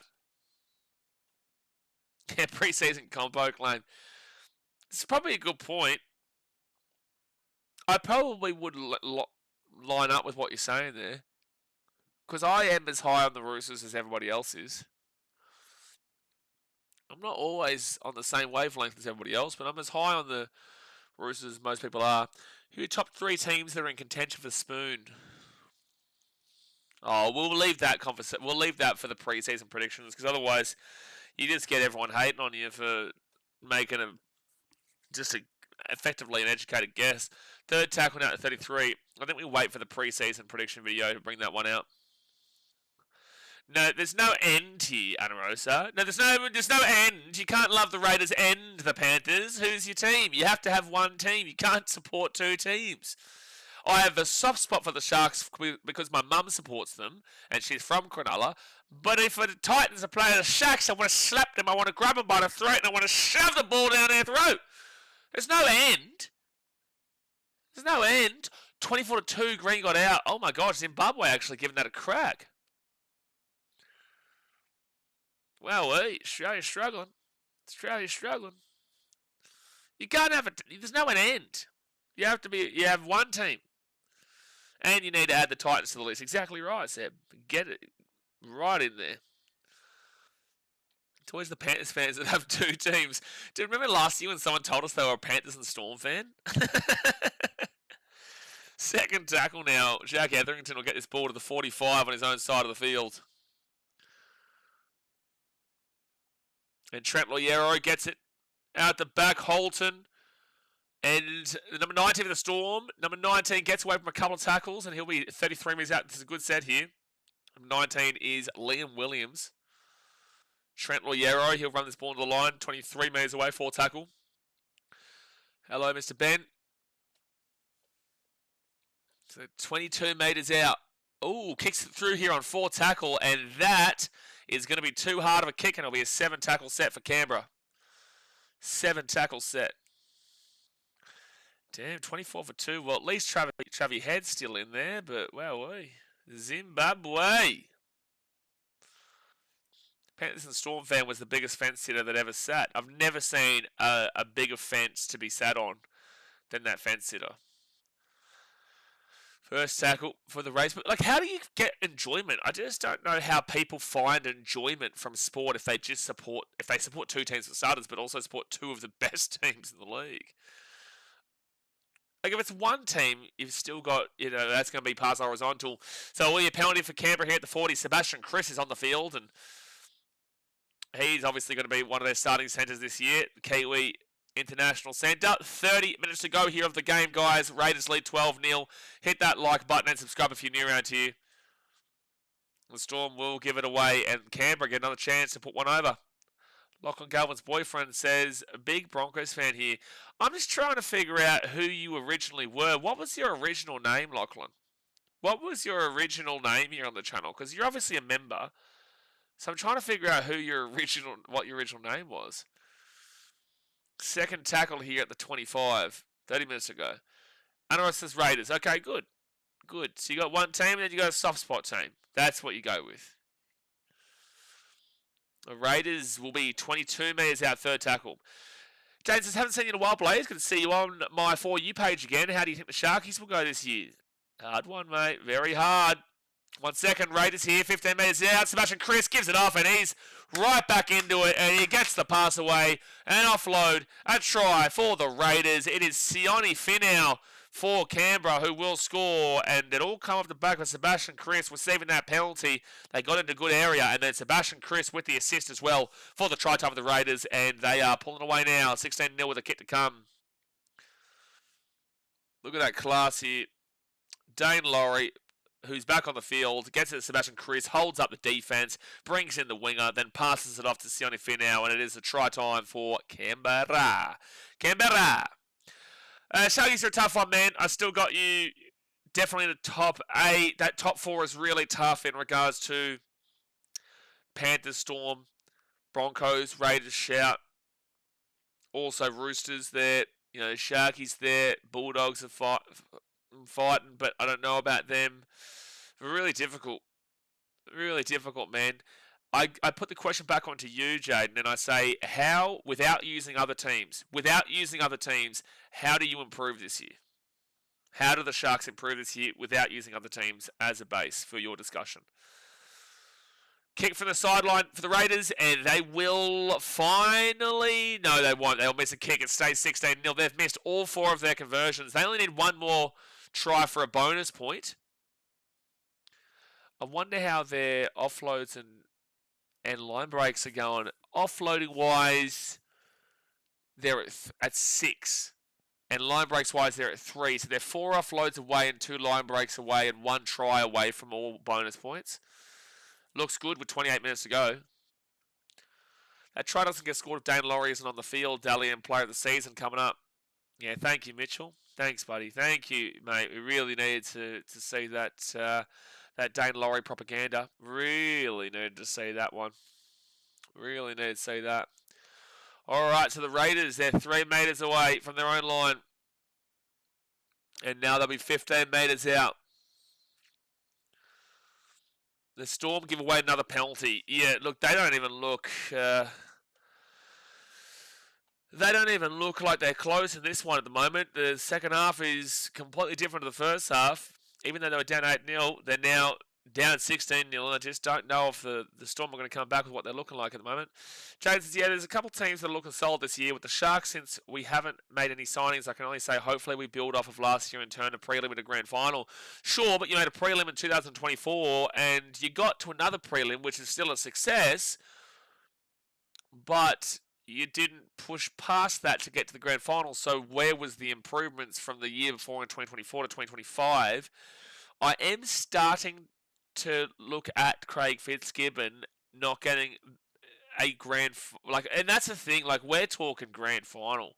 So the Sharks are still doing good. You can't hate on Craig Fitzgibbon. You can't, but like I just feel like he needs to get better out of his team to get that one extra step. One extra step forward. Raiders, Sebastian Chris breaks away from 1 tackle, 2 tackles, arguably high tackle, and gets an offload away. And then they lose the ball, the Raiders. No, it's going to be fine. So Raiders fit tackle at 30. Oh, sorry, 6 again. 6 again here for Canberra. 0 tackles. Sebastian Chris is coming on. He's having a game. He's having a game. Ben says Kennedy needs to work on that defense for the Sharks to make a grand final. I'm backing in Liam Eisen to make his start this year, man, for the Sharks. I'm backing... right on through the Canberra Raiders go. Just awful defense there from the Storm, and that is an easy breakthrough try for the number 6 who comes on, which is Jalen Afamasanga. He gets it done. It's 20-0 with a kick to come, and it's about to be 22-0 any moment now. Way too easy. They're going to get all 3 bonus points in this game as well, so Canberra should go to the top of the table in the preseason. Jesse says, I haven't seen any of the preseason challenge games. Any young guns looking good for the 6 or 8 teams to field so far? Good young guns. Well, Masanga's had a good second half here coming in. For the Titans, Jensen Talmapo looked really solid for the Titans yesterday. Obviously, Faimani is one that everyone's pretty hyped on from the Gold Coast, who is looking good to get that spot on the wing for the Titans this year. I can't remember a great deal about the Cowboys, Dragons, Knights and Bulldogs games last week. But yesterday, the Dolphins played a pretty strengthy roster and got done over pretty quickly. For the Titans, who else was there? Like, Zane Harrison had a good kicking game, but I don't think that he is going to be getting that 7th spot anytime soon. When Lachlan Ilias played well. He played really well. Didn't like a couple of his fit tackle options, but he played well overall. And then in this game, you've seen a pretty good performance overall from the Raiders. Chevy Stewart's obviously been quite solid. Michael Ossamore with 2 tries at the start off this game. Dane Laurie's actually been pretty good here for Canberra. Dane Laurie's been really good. But obviously he's not a young gun that you're asking about. Hasn't been a fantastic amount of standouts that you wouldn't already know. Sebastian Cruz has been a standout here in the second half. For the Storm, I would say... Damn, there just hasn't really been an amazing amount of standouts here for the Storm. I'm looking at some stats here in regards to meterage. Luke Sassari, 79 run meters, 2 line breaks. You're pretty happy with that from the Storm. Luke Sassari is a winger. Has he missed any tackles? He's made 1 tackle, didn't miss any. Damn, Davy Mawali, 22 tackles made for no missed. 22 tackles made for no miss. 4 tackle down for the Raiders. They're going to be 30 metres out. James also, since day 1 with Nico being at the club, I've been a preacher that he should be our 6 and Trindle should be our 7. Mate, if you've been following my channel for the last few years, I've said that every week nearly. Every week. So it will be the Raiders who boot this ball down here to the 10, and they're going to bring this ball out now to the 25.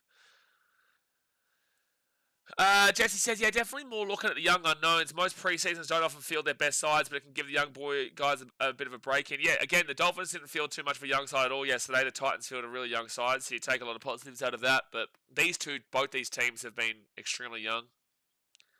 There's like 4 players you'll see feature for the Raiders this year, and there's like 1 or 2 for the Storm.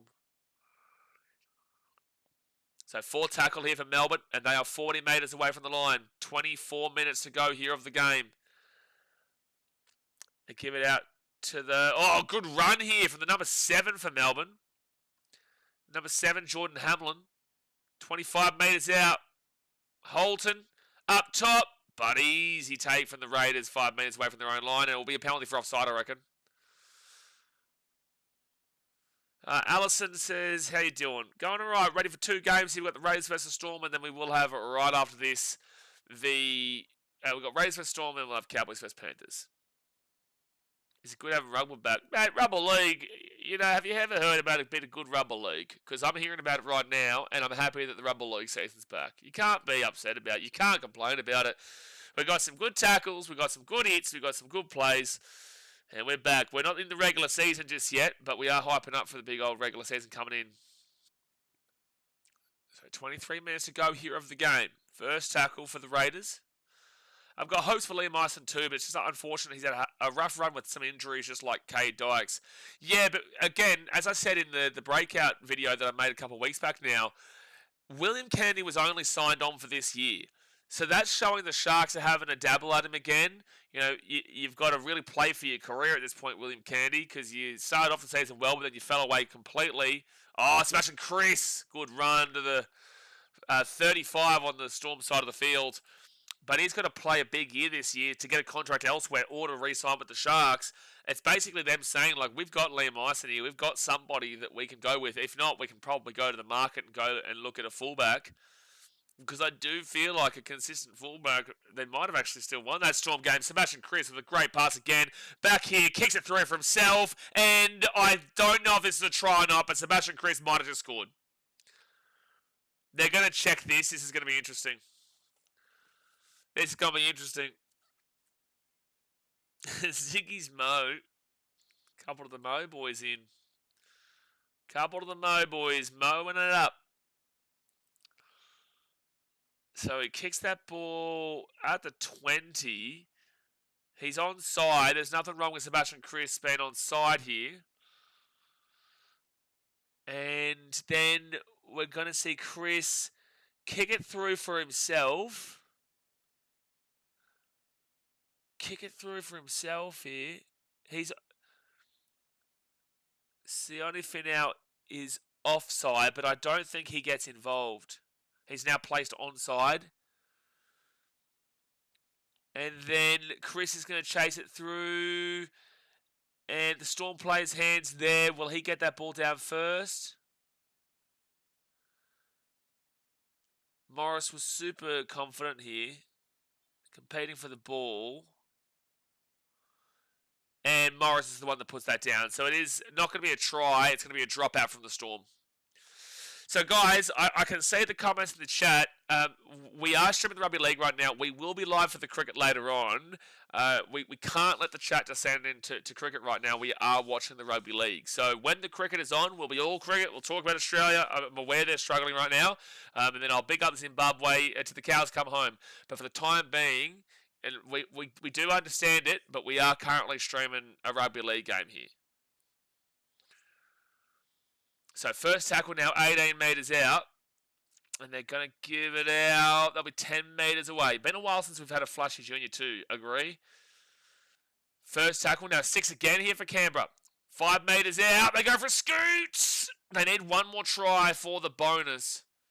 4, 8, 12, 6. Yeah, they do. No. Have they got the bonus already? Have they got the 5 tries? Yeah, they do. They've already got the 5 tries, sorry. It's just all their kicks have been awful. They've missed 4 kicks. At the back, Afmasanga. And they'll be 2 metres short, third tackle. 20 minutes to go of the game, guys. Raiders lead 22-0. Hit that thumbs up button and subscribe. Afmasanga across. 8 metres away now. 7 metres away. 4 tackle here for Canberra. Afmasanga again, getting his hands all over the ball. Flick over the top to the wing. And they're going to get taken over the sideline here, Finn out. No, Storm are away. Oh, he couldn't get that ball offloaded, otherwise they were away. But the Storm get the ball regardless, 13 metres out. Kennedy's been good for us the last few years. He's been inconsistently good. But he's not an X-Factor player at all, if you know what I mean. At all. He's more of a Clint-Gutherson player, just safe. Yeah, like sometimes he'll go... Like I remember when he scored 4 tries in one game, we were like, this is insane. And then he doesn't score another try for dead set like 10 weeks. Even 20 weeks. Storm at the 30. Now to the 35. Good offload there. 4 tackle. They flick the ball out. They couldn't quickly get it out to the wing, however. Couldn't get it out of the wing.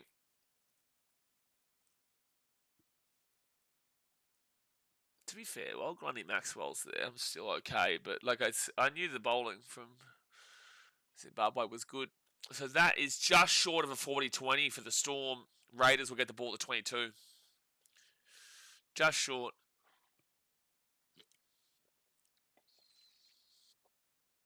Super close.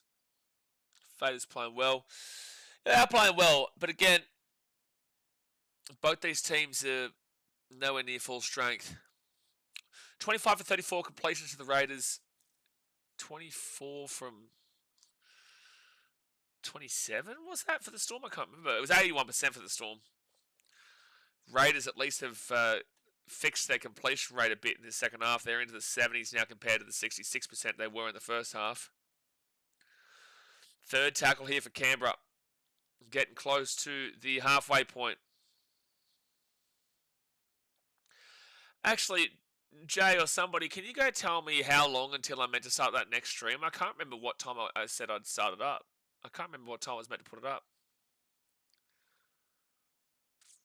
And they'll be 25 metres out. 20 metres out, they kick it through. Little dig. Easy grab there for the fullback. Number 22 here for the Storm. Who's that? 22, Amaziah Murga. Lachlan says, who you reckon gets first crack at halfback for Canberra? Ethan Sanders. Ethan Sanders. Where's Tom Weaver? Tom Weaver's over at the Castleford Tigers. He's over in England. 51 minutes. Okay, beautiful. Plenty of time.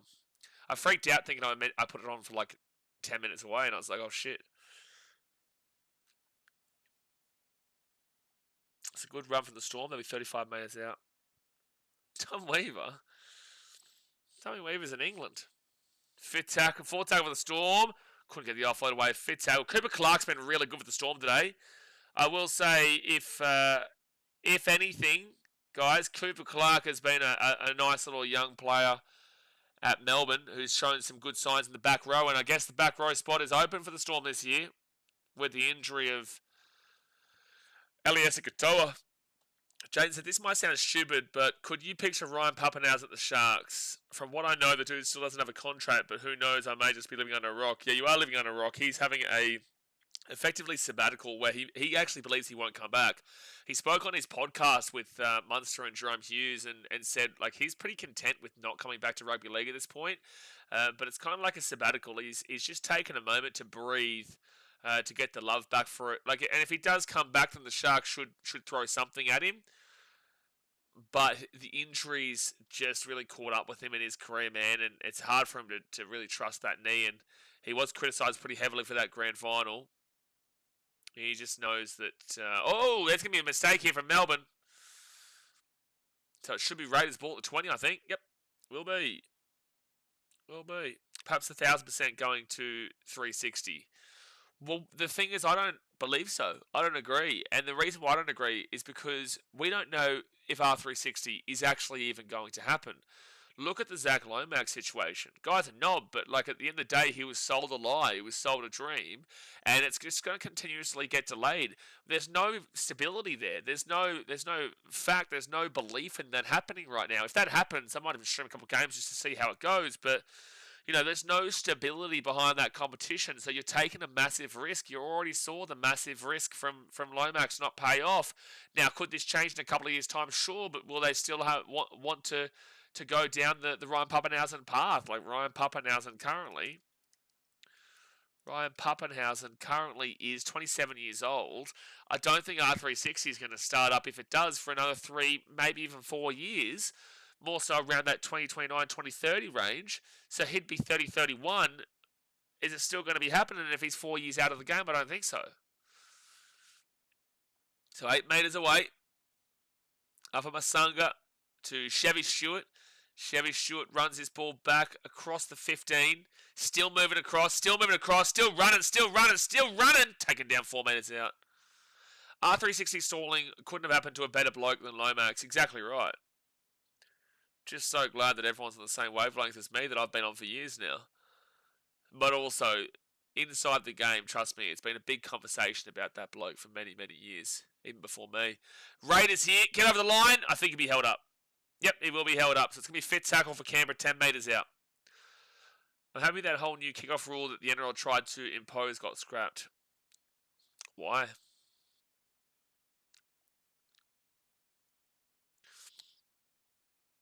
Like, I'm not unhappy that it got scrapped, but I'm also, it's not like it impacted.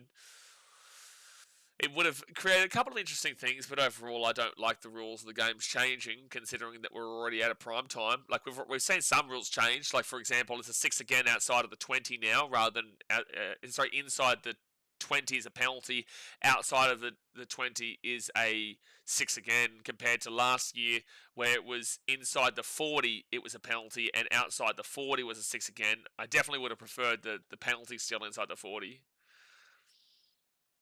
14 minutes to go here the game. Storm are at the 50, 45, 40 metres out. 40 metres out. Who are you supporting? I mean, this is just the preseason, so I'm not... my team is the Gold Coast Titans, who played yesterday. We got a win. But in regards to this game, we're just here watching the preseason as we're getting ready to rock and roll for a big 6 months worth of rugby league season. But right this very second, no, there's no, like... If you're a neutral, there's no, like, supporting a team, really. It's just watching the game for a bit of fun and watching the boys have a kick around before we get well underway. Aussie's 3-1 to win now, surely not. Well, they were like 450 at one stage, bro. They were. So whilst Glenn Maxwell's in there and Renshaw, hopefully they can go. And then we've got the man that is Marky Stoinis that'll come in. We need Stevie Smith saviour. 6 again for the Raiders at the 45. Oh no! First victim of the year. Oh, Orim. You are the first victim of the year for the Melbourne Storm. There is only one S in Storm. There is no plural. All 16 other teams are pluralised. Unfortunately, Melbourne Storm, they do not have an S at the end of it. And we have a rule on this channel. If you do it, you get timed out 5 minutes. Because you're new, I will help you out here and say I actually... Oh, Sebastian Chris! Oh, I'm a fanboy of Sebastian Chris. It's the try time. What a strong try for the Canberra Raiders. What a strong try of the Canberra Raiders. Sebastian Chris. And back him in all the way, baby. 26-0 with a kick to come. He's had such an electric second half here. If you guys watch enough of my Canberra Raiders streams and streams in general, you know I love Sebastian Chris, man. Nice step inside, pushes past a couple of Storm boys, and then just so tough and so strong at the 5 to get across the line for a try time. Storm. Don't know what they're doing, but they're getting done here. But it is just the preseason, guys. 26-0 kit to come. Sebastian Cruz, hello, son. Hello, son.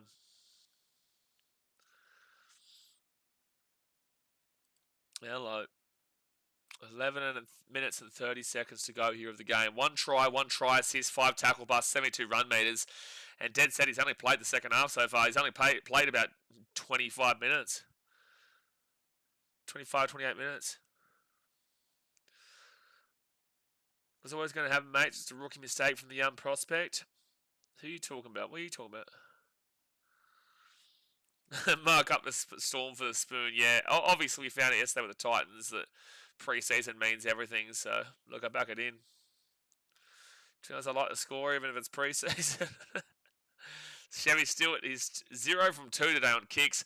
Guys, 10 minutes to go of this game. Hit that like button and subscribe if you're new around here. In about 45 minutes' time, we will be live as the North Queensland Cowboys will play host to the Penrith Panthers in Mackay for the preseason. It is 28-0 to the Raiders. 10 minutes to go. 10 minutos.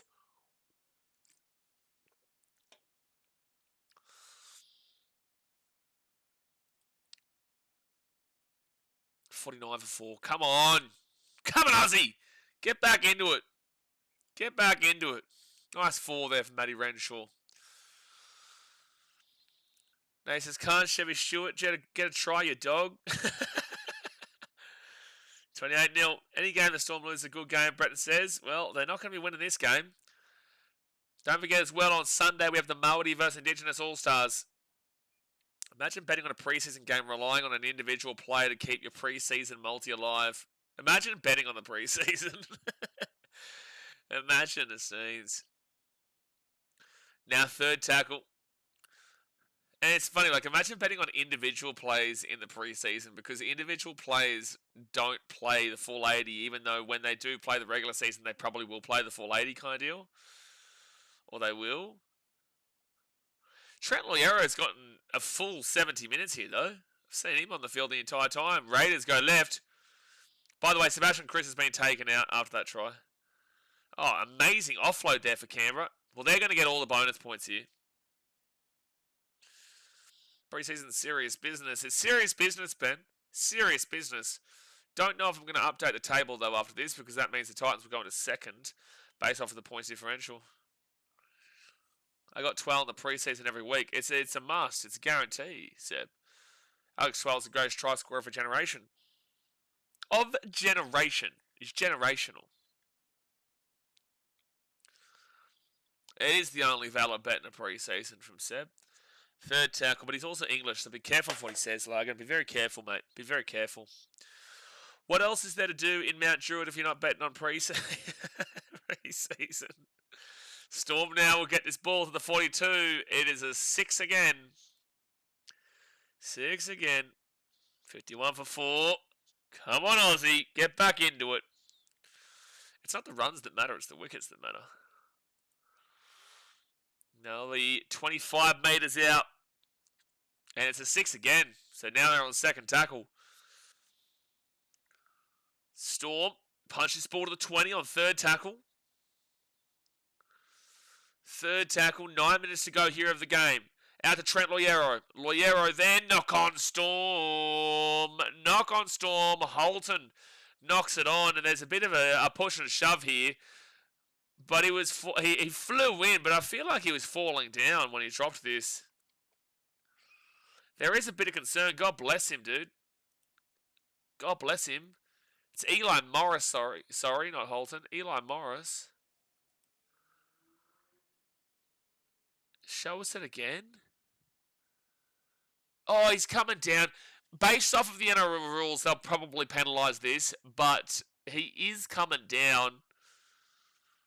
Like, the pass was clean. Unfortunately, he's coming down to get the ball, and the Raiders player's coming in for a tackle, and he's come with the shoulder into the head. They do usually call this as a penalty. They do usually call it, not that I necessarily would agree with it, but they do usually call it as a penalty.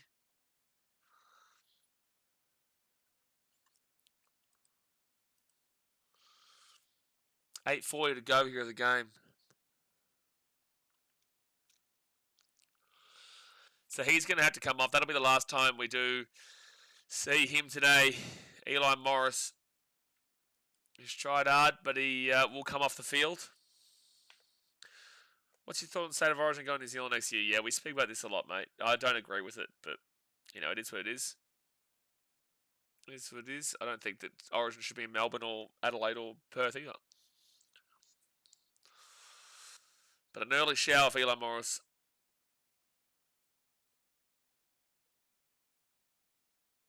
$8.40 to go here of the game. Oh, Raiders have a man sent to the bin, by the way. So they have binned him. They did bin him and penalty. I told you they usually penalise that, even though it didn't really, like, he was falling down, but they have binned him in the end. So Storm, their best chance to score right now. The offload comes from Melbourne. I'm pretty certain the Storm are going to get a couple of bonus points here. Well, they get a bonus point. I don't know about their line breaks, but offloads-wise, I'm sure. Line breaks, they've got only 3. Offloads, they've got 5, so maybe they won't. They still need probably 4 offloads and 2 more line breaks.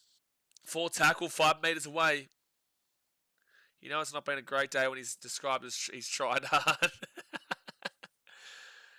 Oh, boy, that's what we usually say with England. Fit tackle now, 5 metres out. Here we go. Chance. Still try. Melbourne will get on the board. They will get on the board. Jordan Hamlin with a great pass. And the try scorer, I think it's Amari Milford. I'm not too sure here. Who's the one who scored this try? It's a great pass there from Hamlin to the line, though. Great try. And it is Liam Williams, sorry. Liam Williams with the try time here. Oh, the 19, of course. I looked at the 14. The 19, Liam Williams. Good pass here from Hamlin. Just cuts it across and too easy.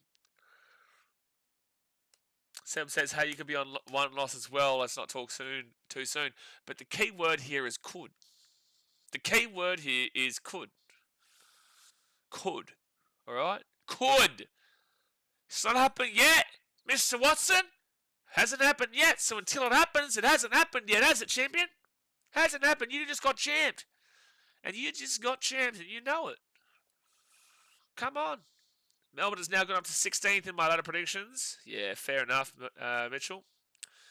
Conversion coming up here for the Melbourne Storm, and they will get it with Amaziah Murga being the one to put it over the black dot. 28-6 is the score. So what was the... Let's go look at this preseason. What was the points differential the Titans got yesterday? Was it 12? How much did we win by again? Yeah, 24-12. So, hey, Storm, it would be really nice if you could score 2 more times here. 6:20 to go of the game. Yeah, I don't know why Seb's having a crack at Australia and me lagging. We're always so nice to Seb, and we would never be disrespectful to England here. Never. I've never done it. It's just so surprising from you, Seb. I'm just trying to, host a wholesome stream here. We would never insult the 4-1 and 3-0 English. Who do you reckon wins the next game, Cowboys or Panthers? Who cares? It's a preseason game, but who has the stronger lineup on paper? Probably the Cowboys based off of a preseason on paper, I guess, because let's have a look. Absolutely, it should be the Cowboys. They've got basically a full-strength team in. Holy shit! Holy shit! Scott Drinkwater, Braden Burns, Jackson Perdue, Zach Labert, Murray Talangi, Jake Clifford, Tom Dearden, Cohen Hess, Reed Marnie, Jason Tamalolo, Harlem Lukey, Sam McIntyre, Ruben Cotter. Brother, if the Cowboys don't win that, God help.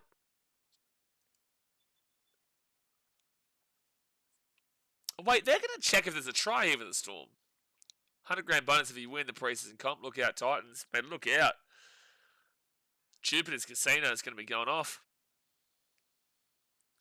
Steve Mitchell at Jupiter's Casino. Steve Mitchell and the Frizzels getting on the old baccarat. Let's just see if there's a knock on here from the Storm. It's off his head. This is actually going to be fine.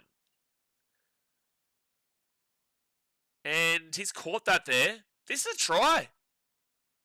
Oh, no, they're going to go back to the previous... It's going to be fine. So the Storm will get the ball at 35.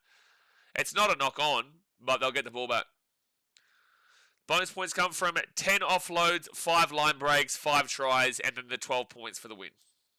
12 points for a win, 1 bonus point for 10 offloads, 1 bonus point for 5 line breaks, and 1 bonus point for 5 tries.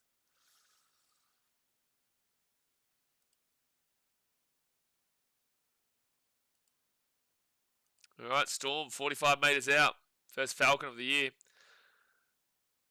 And now the Storm are going to be... Yeah, get around Brentford, Jacko. How good, how good. Get around the old Brentford. Don't forget, guys, we'll be live for Cowboys Panthers right after this. And then we've also got USA versus the Netherlands in the cricket later on tonight, where there's going to be a lot of cricket to break down after this Australia game, where they're struggling to Zimbabwe, but still a chance of winning. A lot of cricket to break down, though.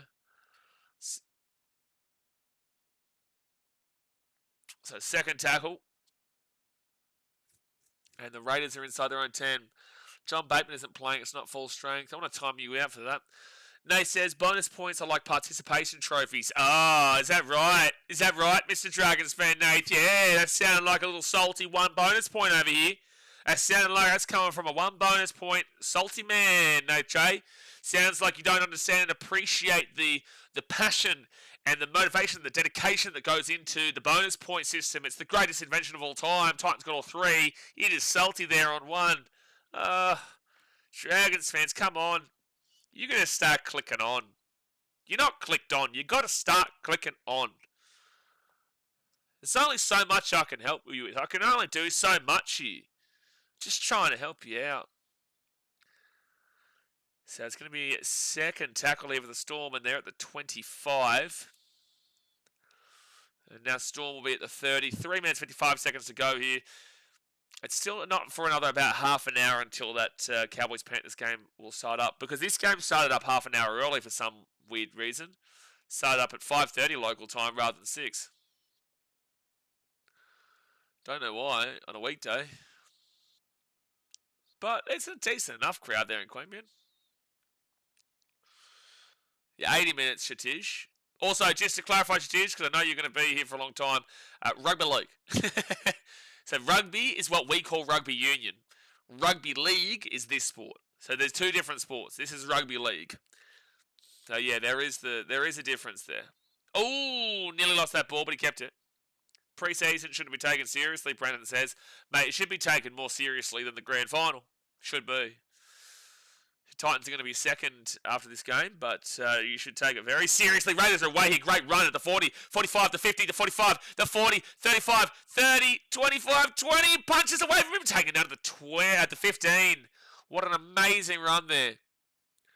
Amazing run by the 25 for the Raiders. 25 for the Raiders is Braden Darmody, and the Raiders will score again. The number 16, which is Sione Finau, he will score a try, and the Raiders will sweep the Storm out of this game, 32-6, with a kick to come.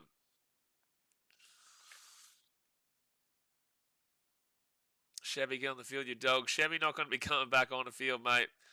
But Darmody with a fantastic run, and the Raiders just spread this ball across. Alpha Masunga's been pretty good in the second half. Gets the ball to the 20 with a massive pass out to the wing there for Sione Finau. Alpha Masunga has been really nice to watch. Alpha Masunga has been really positive to watch here. Really good to watch.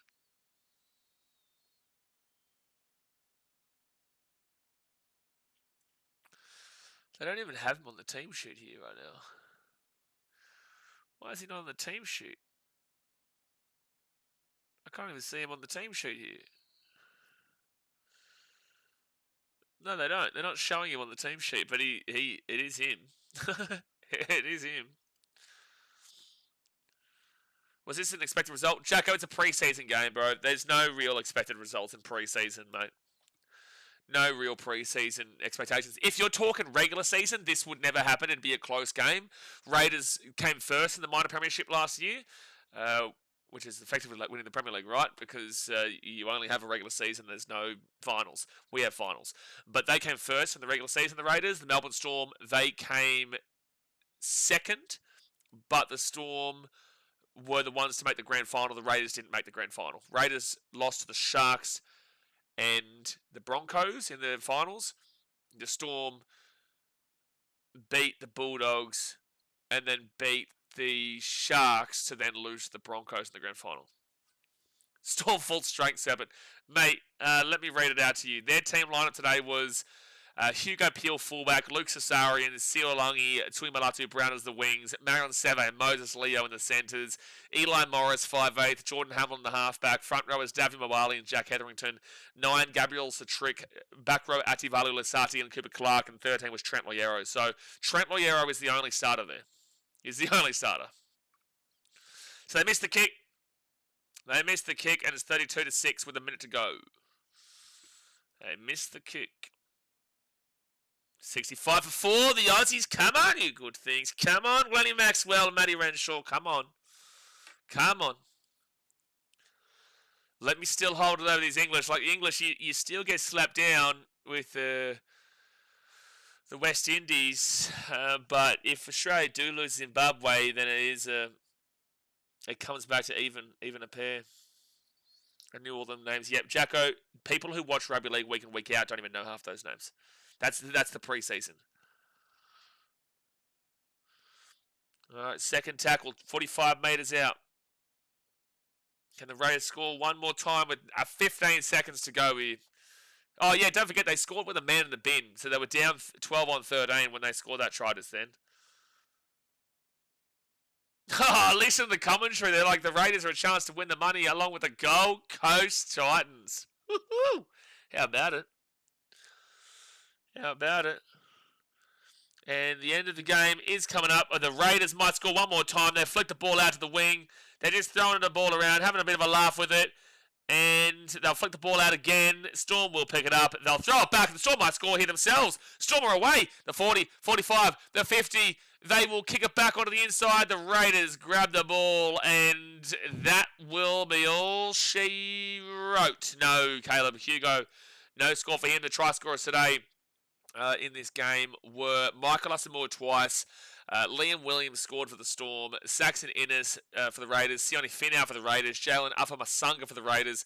Sebastian Chris and Sione Finau again. So that is that game done, guys. Raiders win 32-6. They will go to first place on the preseason table. We'll be back in about 30 minutes' time for the North Queensland Cowboys versus the Penrith Panthers, where the Cowboys have got a basically full-strength team going up against the Penrith Panthers. Cowboys had the luxury last week of playing a preseason game before this week because they're going to Vegas, so this is their last preseason game, whilst the Panthers, this is their first preseason game, and they've got basically nobody. So the Cowboys, they must win that game. When I read through that Panthers lineup, you're going to know basically nobody. You are going to know basically nobody there, whilst you'll know everybody for the Cowboys. But guys, I appreciate you for tuning in. We will see you on the very next stream. Hit that like button. Subscribe if you're new around here. And I will see you in 30 minutes' time. Thanks for watching. Catch you later. See ya.